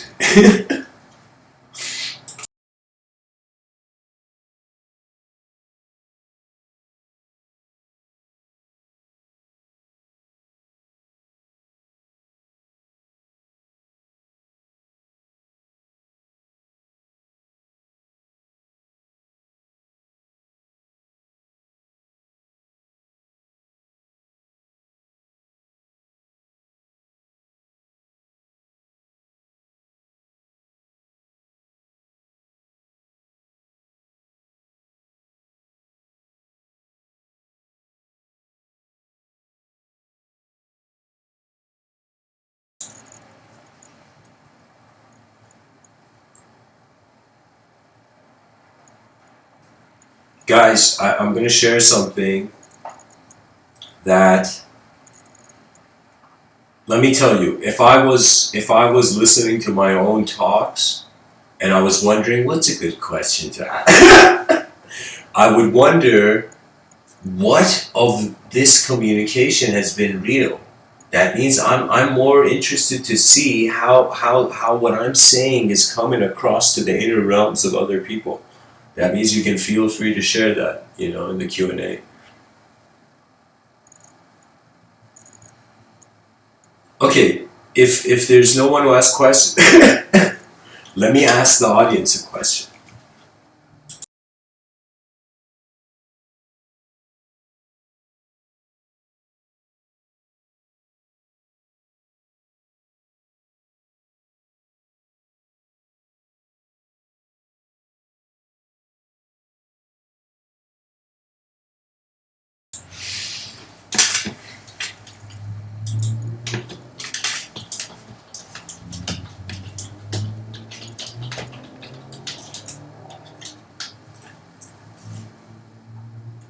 So, guys, that's the question, I guess, for this episode. Do you know your mind?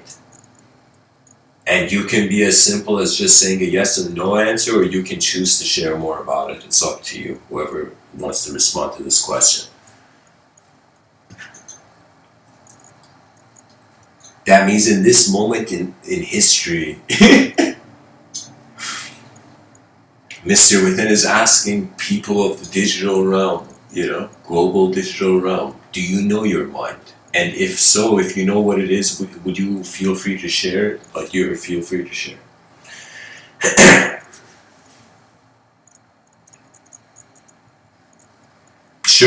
Sure, guys, you can share anything.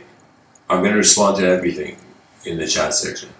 So Maria says, do you know what a star seed is? Yeah, I'm familiar with the idea.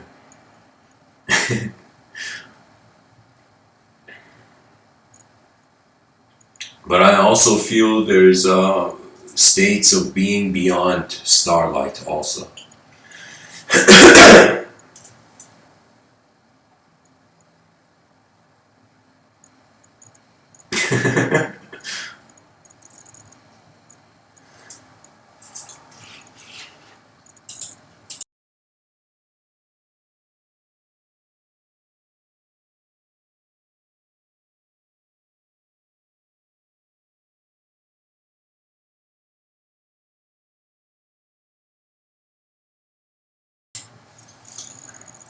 And guys, just to add efficiency to the chat section, put MW in front of whatever comment you want me to respond, or if it's just something to share, feel free to share.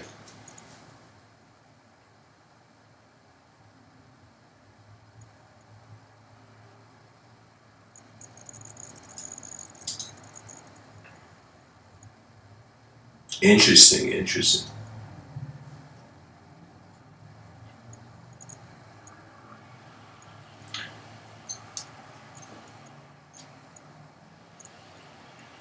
So guys, I'm going to share some of the interesting comments.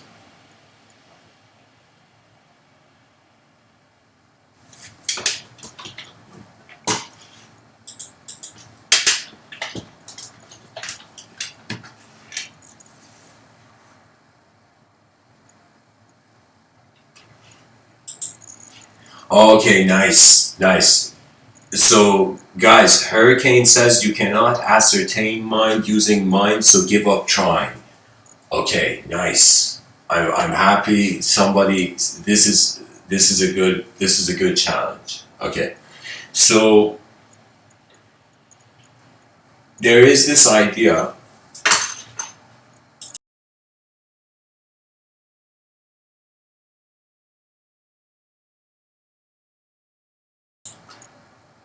There is this idea that Sri Ramana Maharshi, he says, just remain still and silent, and that wisdom you're looking for, will find you.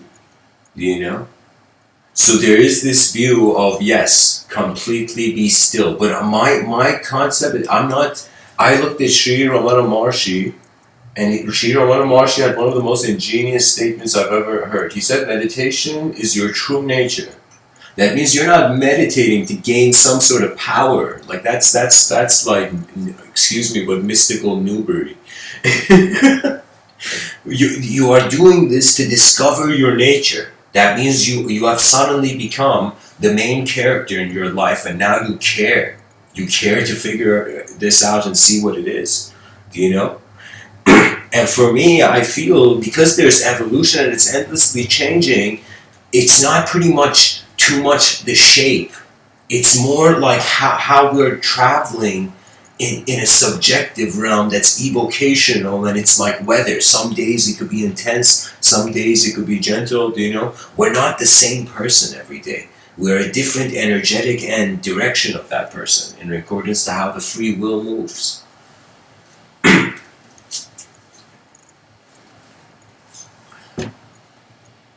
So, Omalka, I would be interested to hear how you are considering, 50% of your mind, that means there's 50% unknown. So is that what you mean, Omalka? John Free says, for the last 3 to 4 months, I've been listening to you and Watson, I think I can feel my soul moving around in patterns inside my body, like figure eight patterns and wavy stuff like dancing. Yeah, you see, the thing is, the soul is there's nothing suggests that the soul is comprehensible to an idea. That means the way suddenly you think about it, how can you own the unknown? Can you own the unknown? When you see you can't own the unknown, you are pretty much just stand as the witness. So we are space witnessing itself move in matter.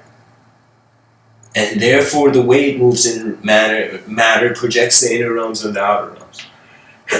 It's as if like when an instrument, you hear beautiful music from this master, let's say violinist, is the violin, is the violin kind of alive, or you can say the person, the violinist playing. I think us thinking that we are just material beings is like thinking the violin is alive, and we're not seeing how there's this unknown field that's the violinist. You see? And our relationship with that unknown field doesn't come from becoming more of powerful individuals. It's like, what's the point of, it's hilarious kind of, isn't it? You see, as if certain parts of our civilization on this earth, after some point, they stop looking at the concept of God, they start looking at the concept of self, but the evolution of the self was inevitably to become like a God. That means the moment we make cyberspace culture opens its eyes in this world, people are going to be the gods of those virtual reality. So in some sense, the idea subconsciously is still there. And the idea is there because regardless of what story you give it, it's like, alright, empty room, something's moving in it. And it's unknown. And the one that's moving in it is defining the bounds of what it knows. So it will forever be unknown. So my relationship to the soul is how the moment is unknown.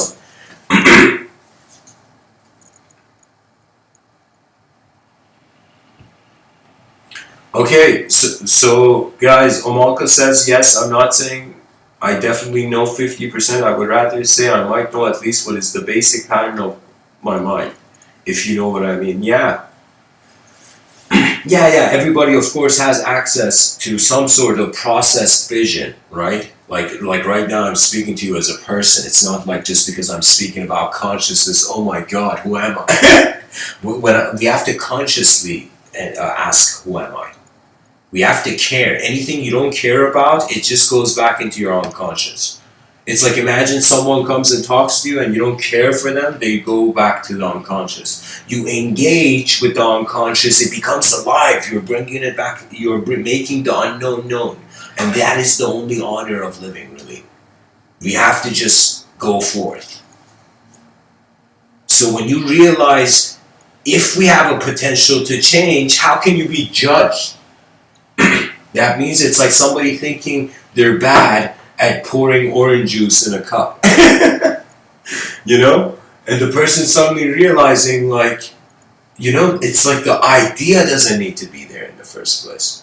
Now ask yourself how many, not what you believe in or disbelieve in, ask yourself, as you in a moment right now, what ideas have a value for you.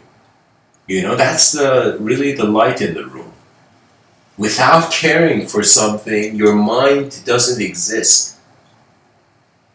The more you care, that means the more you're evolving through, how you're advancing through the skill. So you can say every human being that's alive, they're every day practicing living, are they not? Whatever they do, it's like they're getting access to a new code of their own behavior. A new rhythm of how they are a self. A new way the day is alive again, you know? So that's what I'm saying. I'm saying that it's like we are like this simple rhythm that is moving the complexity of our universe. That simple rhythm is selfless. So what does that mean? That means no longer using language like like clothing. So no longer playing costume games with ideas and just, how would I say it? It's kind of like the mentality where when you find there's no way out, and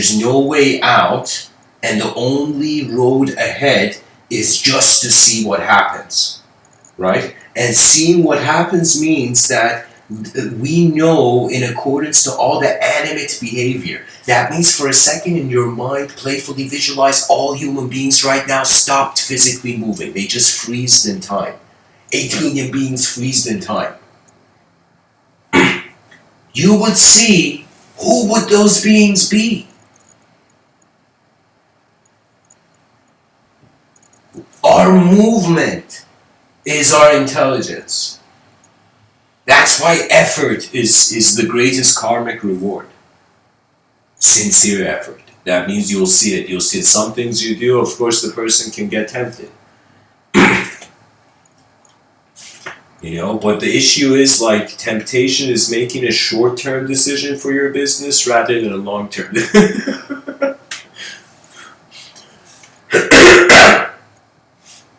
So guys, if you know I think somebody said they know who the girl in the picture is. Can you share? Can you share what this picture is from? It was too epic for me not to share. I put the name Mr.Within in the back, so as if it's in the mountains in the back, you know.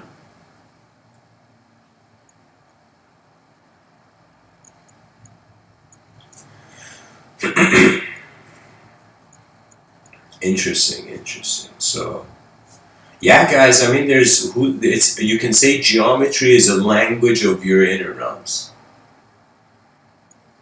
That means it's totally possible. Like that's the whole point of articulation. Out of the unknown chaos, we're choosing and daring to build something, to hold certain things stable, and wander through certain scopes of how ideas are not, in some sense, are like waves colliding at times.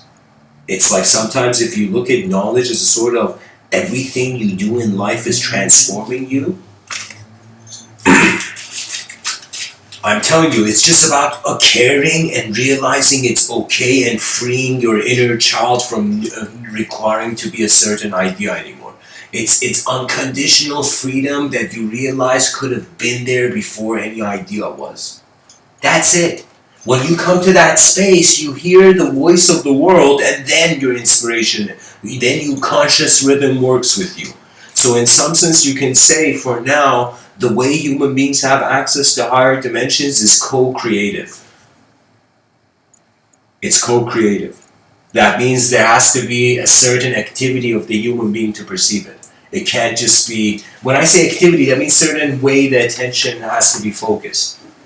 That means that comes through decency, realizing the simplest version of you is okay on this planet, and the most complex version of you is okay, and that everything comes down to how the attention is choosing to shape the moment. That means, do you know, you can get angry at someone and think they are your enemy. You can suddenly be relaxed and think they're your friend.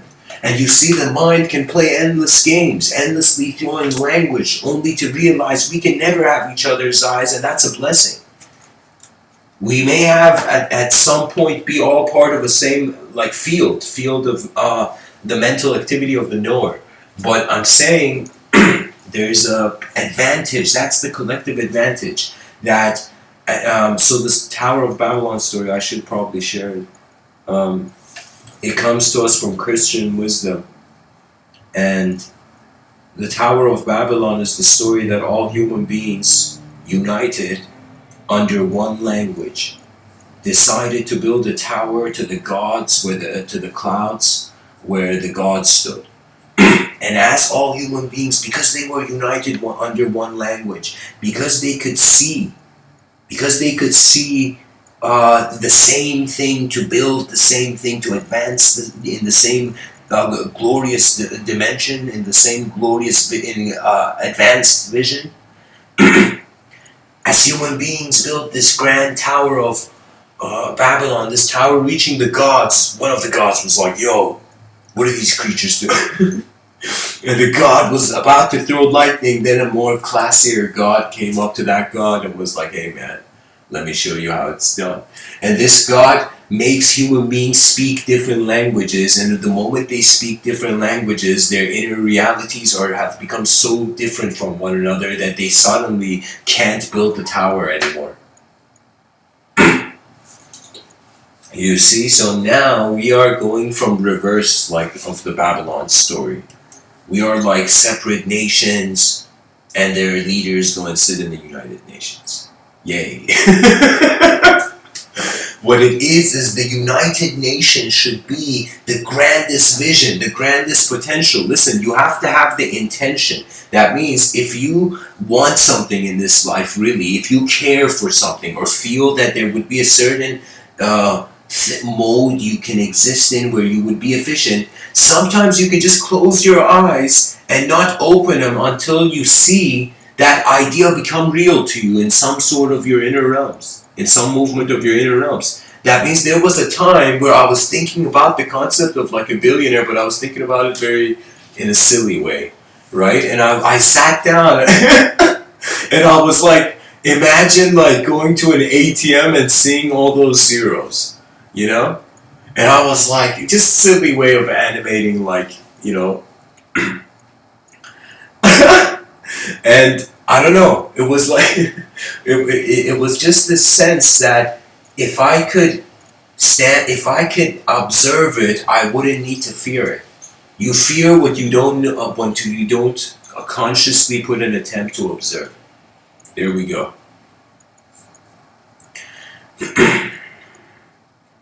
So Maria Lopura says, my mind seems to be beautiful madness in the depths of the abyss, but do I know my mind maybe seems very multifaceted.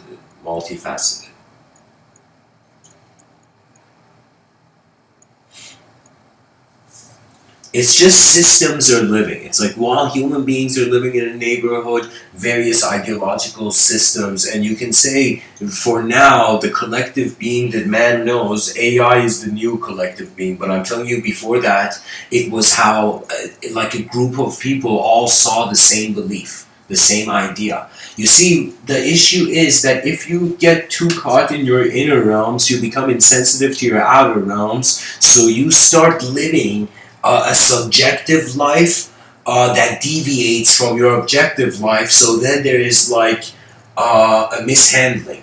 But if you can align it, after some point you realize the artistic style requires space.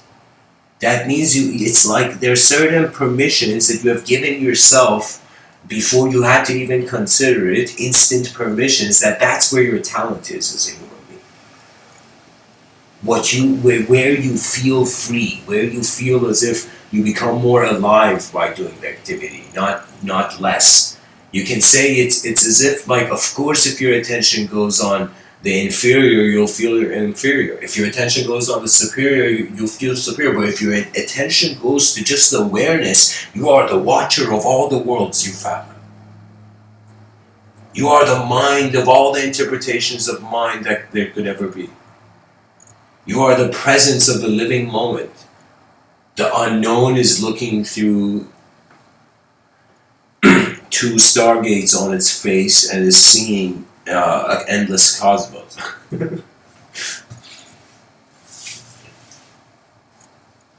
So anyways, guys, if there's any more questions, feel free to share.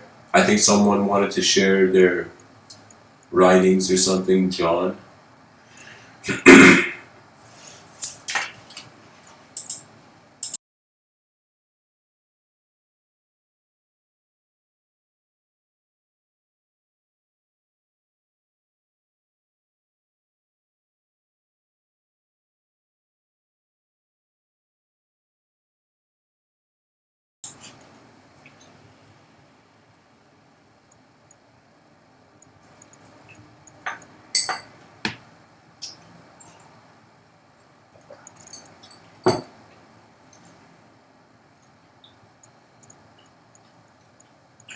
Listen, it's like this. I think what you feel comfortable with, you allow your true intelligence to be applied. But you don't, what if a person dislikes something, they don't allow their true intelligence to be applied, and if they have to speak, it has to become as a judgment, or there is no value.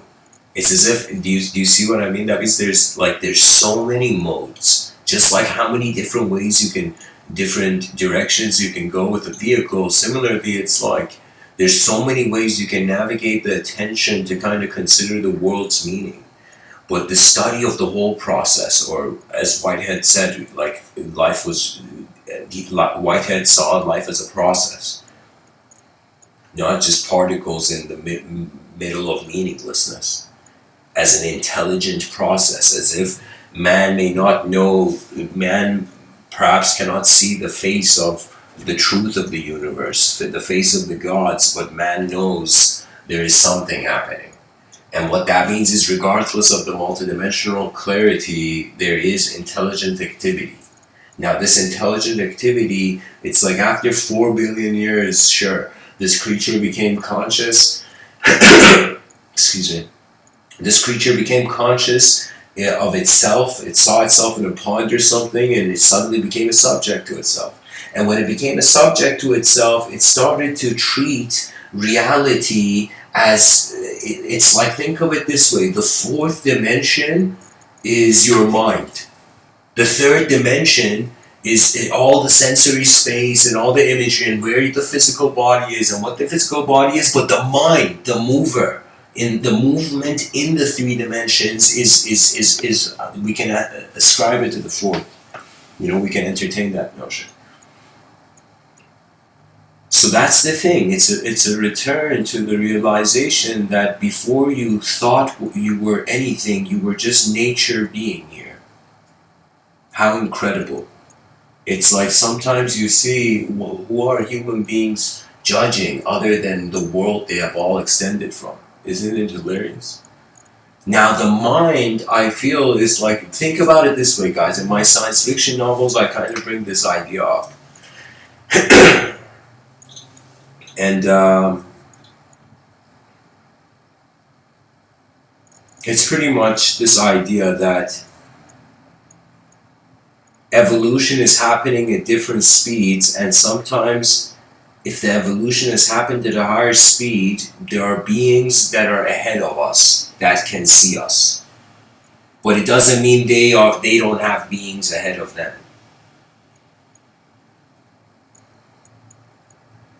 It's as if there's a sort of just occurrence in nature that cannot be disturbed. It's just how things happen.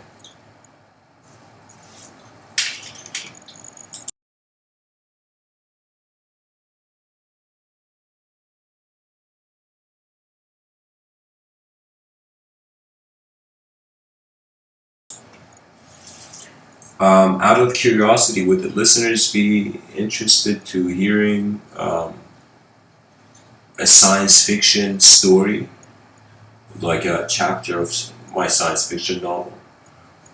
I'm out of curiosity. I want to know how many people want to hear me speak about the science fiction novel.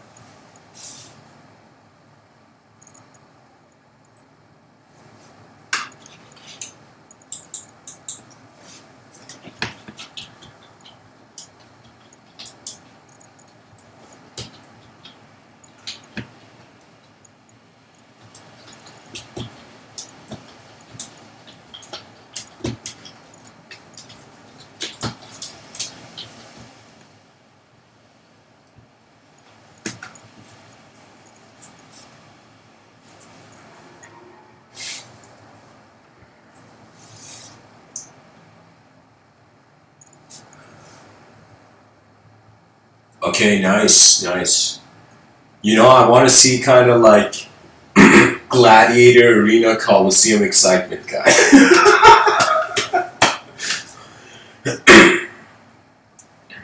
Just so everybody knows, Mr. Within's favorite movie is Gladiator, okay? Ridley Scott. That movie for me is so incredible that I can say it's like the extraterrestrial being in the movie world,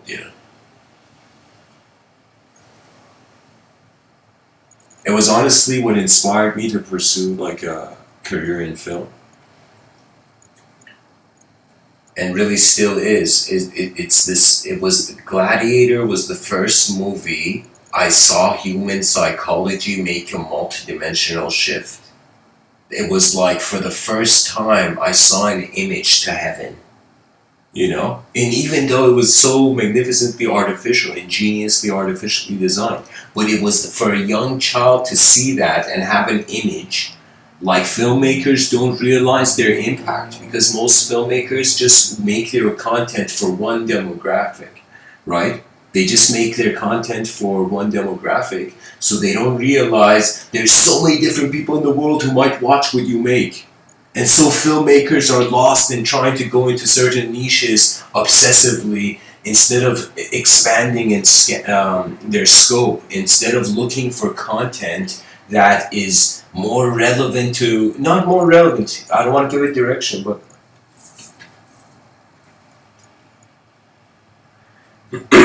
it's just that the world is watching itself through history.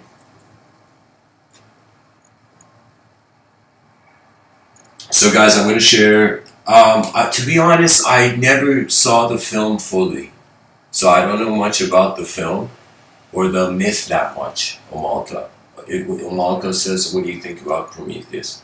But guys, I'm going to share you a chapter from this unpublished work of mine. It's called Mephisto's Denial, and for those who have heard it, you get to see another way of the chapter animating. For those of you that have heard it before, Mephisto's Denial.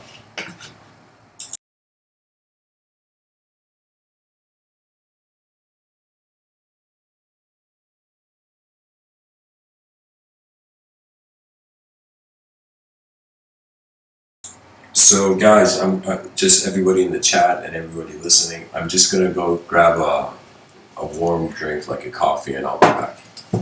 So, hang in there.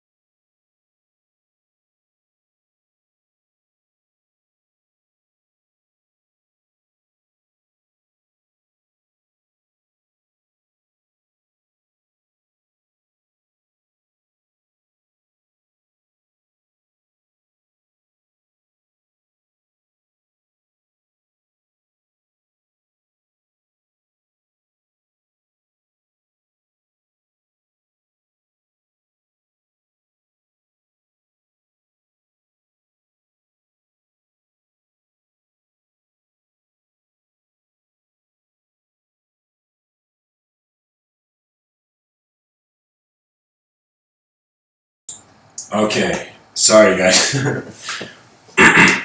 It's like the coffee maker takes its time, you know.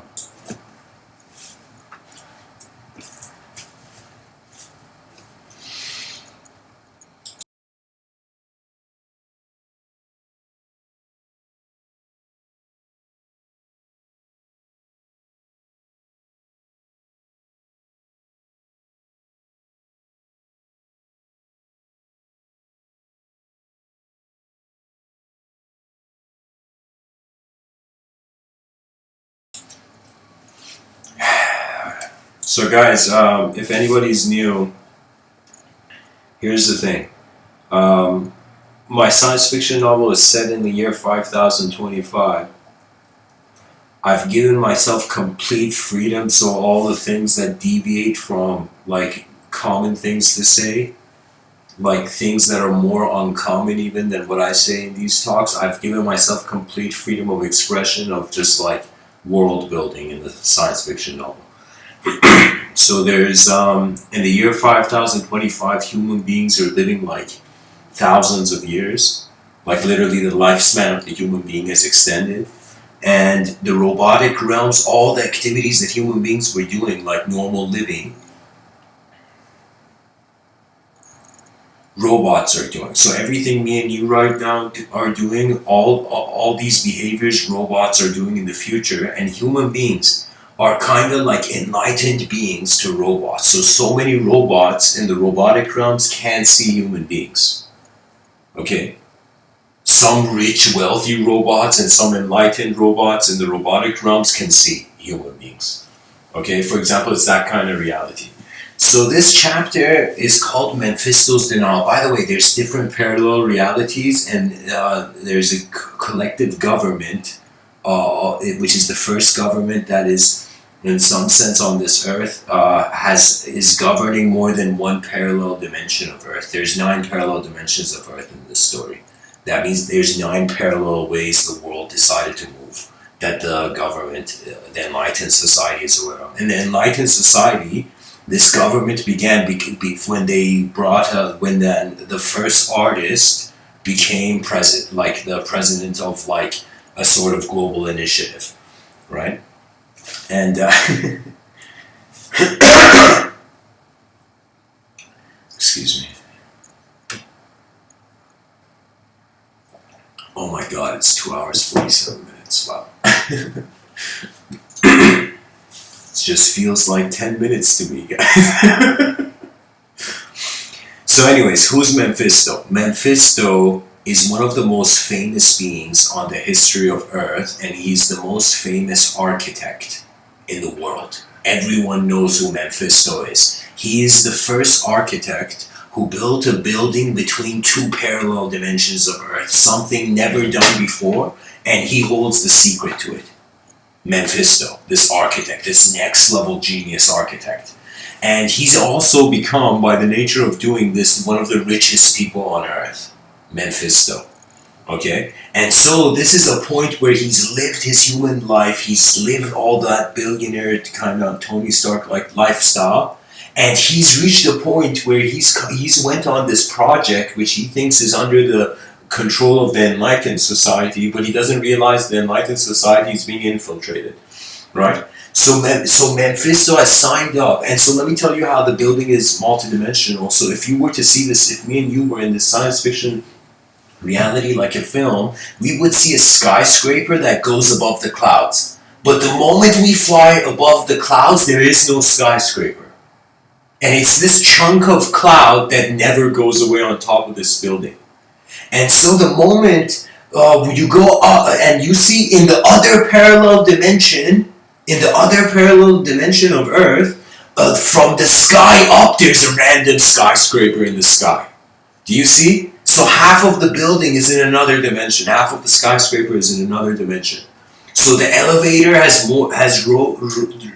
like buttons to way more floors than it actually can go in the parallel dimension. You need like higher access to go to the other parallel dimension. So Mephisto is this rich billionaire architect who's done something so revolutionary, but he's an architect at heart. So for me, in this story, human character is not just defined by what nation or culture or language and all your personality, all this. It's defined by the art. Like Mephisto is a being who just at his core loves architecture, right? And so this billionaire signed up for this program to be the first human being to inspire, in some sense, be reborn in an alien civilization, and to in some sense have this oversoul contract with that planet, in some sense to be the first being in that alien civilization to make contact with human beings. That means he signed up for this program where human beings have found this civilization, and they found a way where, kind of like, believe it or not, this part was kind of inspired by the Matrix, but it's in a spaceship in the orbit, like this stealth spaceship in the orbit of the planet. And Mephisto's this billionaire, he's with that crew who's running the operation, and so he goes into this pod where some sort of nutrition, some sort of like liquid nutrition covers him, and so he closes his eyes, and like in some sense his body is being kept healthy by that pod, by the liquid in the pod, and he goes into this, he suddenly simulates, and the next scene is he's suddenly born as this baby in this alien species. Now, something about the alien species. Why did Mephisto, this billionaire, decide this alien species, I forget the exact description of how they looked like, I think I said red skin and purple eyes or something, I don't know. There was something about it. I don't know if it was red eyes. I don't know what it was. There was something about them that was red, but their eyes were supremely peaceful. Externally, they looked chaotic, but not chaotic. Just skin color was red, and their eyes were crystal purple, right? The way I described it in the novel. So what happens is that suddenly Mephisto is born. Now, this alien species, they have two unique abilities. They are the only alien species that has made a building come alive. So Mephisto, when he was like in his billionaire kind of mode in that spaceship, he's like, oh my god, how is the architects of this world imbuing life to the building? How is it that they make these buildings alive? And also also there's another thing, there's also telepathic kind of movement. So this alien species, it can, anything it wants, it can just, it's like they're all like Jedi telepathic movers, telekinetic movers. Do you know what I mean? So he is born into this very great family of a lineage of architects in this species, and in this alien species where his fathers, I don't know, it was like one of his grandfathers was like the greatest architect, the other of his grandfathers was the greatest telekinetic. He comes from two lineages that have that skill, those skills he wants, So Mephisto, why is the chapter called Mephisto's Denial? He plugs himself, he goes into he simulates his consciousness actually into the child of like one member of that species. Okay? Now what happens is, there are certain contracts made that Mephisto signed all of these, right? And I don't know what it is, but I don't know how I wrote it then, but it was like something goes off with the program, and Mephisto suddenly remembers what's going on. And he notices the infiltration of the operation. So imagine being this child of this alien species, suddenly getting memories, you're inside this spaceship and there's some sort of infiltration going on. Some sort of conflict going on. So Mephisto, in some sense, not physical conflict. I should mention this. Mephisto's denial is he refuses the contract he had agreed to because of seeing something in those beings. And that's Mephisto's denial. He becomes awake. Right? So he's like this alien baby, but he remembers he's like this billionaire on Earth. And that was the chapter, the story kind of, this book is like this giant universe that every day I'm writing bits of, At least, and so that's Mephisto's denial, guys. he's like, oh wait, I'm not just an alien baby who could telekinetically create a building and imbue it life. You know, I'm also I'm also this like this next level architect, you know. Now I'll kind of say a bit more about the sci-fi universe I've made. You know, I want to tell you of moments where it's like the world soul has an identity. In my novel, the main character, the first, if it was a movie, the first scene, he is hearing galaxies speak to one another, and galaxies are speaking to him. So the main character's name is Rasul, and the story begins with galaxies speaking to him, and in some sense, he wakes up and pretty much tells his girlfriend that he has to, in some sense, he's not going to be in his physical form any longer. Not any longer, but it's like he's not going to be physical anymore. You know, imagine saying that to your girlfriend. But what happens is, as he goes to kind of literally Maha Samadhi out of the world story, a memory of his father visits him. Right? So he gets a memory from his father. And anyways, the world develops, guys. It's like, you don't know, the value of freedom is the expression that can come from it, not just it just remaining there, you know. So anyways, guys, that's for the sci-fi chapter. Mephisto's Denial. Oh yeah, something I forgot to say. This isn't in this chapter, Mephisto's Denial, but it was an idea that really made me think of the sci-fi. That the human beings, imagine like, let's say another scenario of that same kind of like story I told you, Mephisto's Denial. Imagine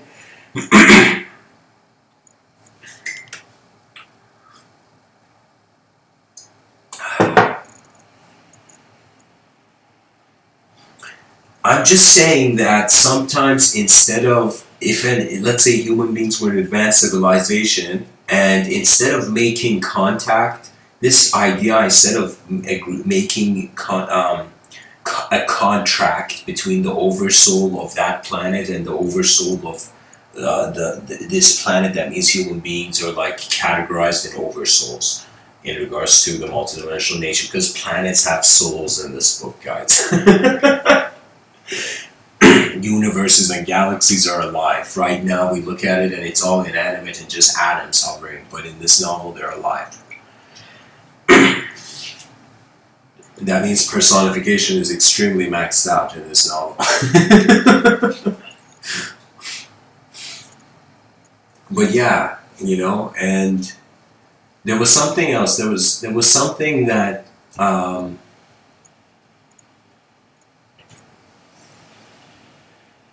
that you send a field, that you create an opportunity for contact, but not contact. There is that view. That view that the space is there for the mind to wonder about its own animative kind of intensity. That means it's like, I've had moments where I've kind of like suddenly went into this, how can I say it, like this river of thoughts has hit me, and I've just gone into this rhythm, and it's pretty much like I'm writing things down, and like I'm conscious, I'm writing, but as I'm writing, there's an emotion behind the writing that's as if an inner film is changing. That means when you watch that inner film, you get an emotion. When you compare your past to now, you can get emotions. You see, so it's an inner film. When you become aware of an inner film, and that inner film resonates, meaning that it evokes more than just one archetype in the moment, the person suddenly gets emotional, because it's as if their mind is in two rooms. So it doesn't know which one, so it goes into rhythm. It goes into not being stable. And life has its intensities, guys, you know. It's like on some level where we don't want to paint a picture that is like it's all just happiness and sweet and you don't have to do anything. And we don't want to paint a picture, it's such a cruel place, a cruel place, you can't do anything ever, it's just inevitable and void. No, it's just like it's a balance. It's like a rhythmic abidance to just how a collective system is developing. Because a group of people that just believe one language. It's literally like one program is in all their minds, and it's become the most important program. And that program is literally like a collective being. That means the moment we connect, and let's say in the future, let's say 120 years, 150 years from now, there's the cyberspace culture, and it's just normal to connect your head to a computer. Children are born, and after a certain age, they're allowed to connect their heads to machines. So imagine everybody's head was connected to a machine, then we would no longer be our individuals. It would be extinction of the individual, but the birth of the collective digital mind. And that would be also very unnecessary, because I'm on nature's side. In technology and nature's battle, if it's like the titans, like the unnatural movements on the earth and the natural movements of earth. Because you see, all these archetypes in mythology of these celestial wars were kind of like as if interference between dimensional communities. It's as if, imagine two-dimensional beings start fighting with three-dimensional beings, and they're just getting pushed around by the three-dimensional beings. You see? The titans were chained by the gods. But the titan also had an ability of incredible power because it was made in the reflection of its source. So what it means is it's like just being conscious. Like imagine, like back in Venice, they had those like masquerade parties. It was kind of very fascinating if you think about it, because that masquerade party only brought people's character.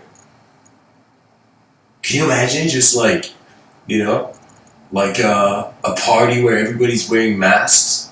It's like you're just left with their speech animating who they are, their face, do you see what I mean? So much of speech is also communication. Like listening is not just hearing sounds, you know, it's kind of seeing what the eyes of the communicator is trying to share from the inner realms. That means a concept can be valued in so many contexts, but it must be valued in the context of history. So any new action is the newest thing ever done. Anytime you do something new as a human being, you are in some sense a DNA that has never been. There's no one who has the same is the same as you, has the same eyes as you, and you're trying something new. You're like an explorer in history. You're technically writing history, but you're not. It's not being written in the history books. It's an experience. It's just the attention. We're realizing we're creatures of attention before we're creatures of language. So anyways, guys, I think this is a record breaker, 3 hours. Wow. I mean, I've spoken more. You know, I wanted to attempt, guys, one day, like hopefully, like maybe, I don't know, maybe in a year from now or something. Or maybe, yeah, probably in a year. Like I'm going to attempt this kind of workshop where for 10 hours, I'm just going to go dive into one concept. But anyways, thanks for tuning in, guys. That's the end of the talk. You know? Much blessings and namaste.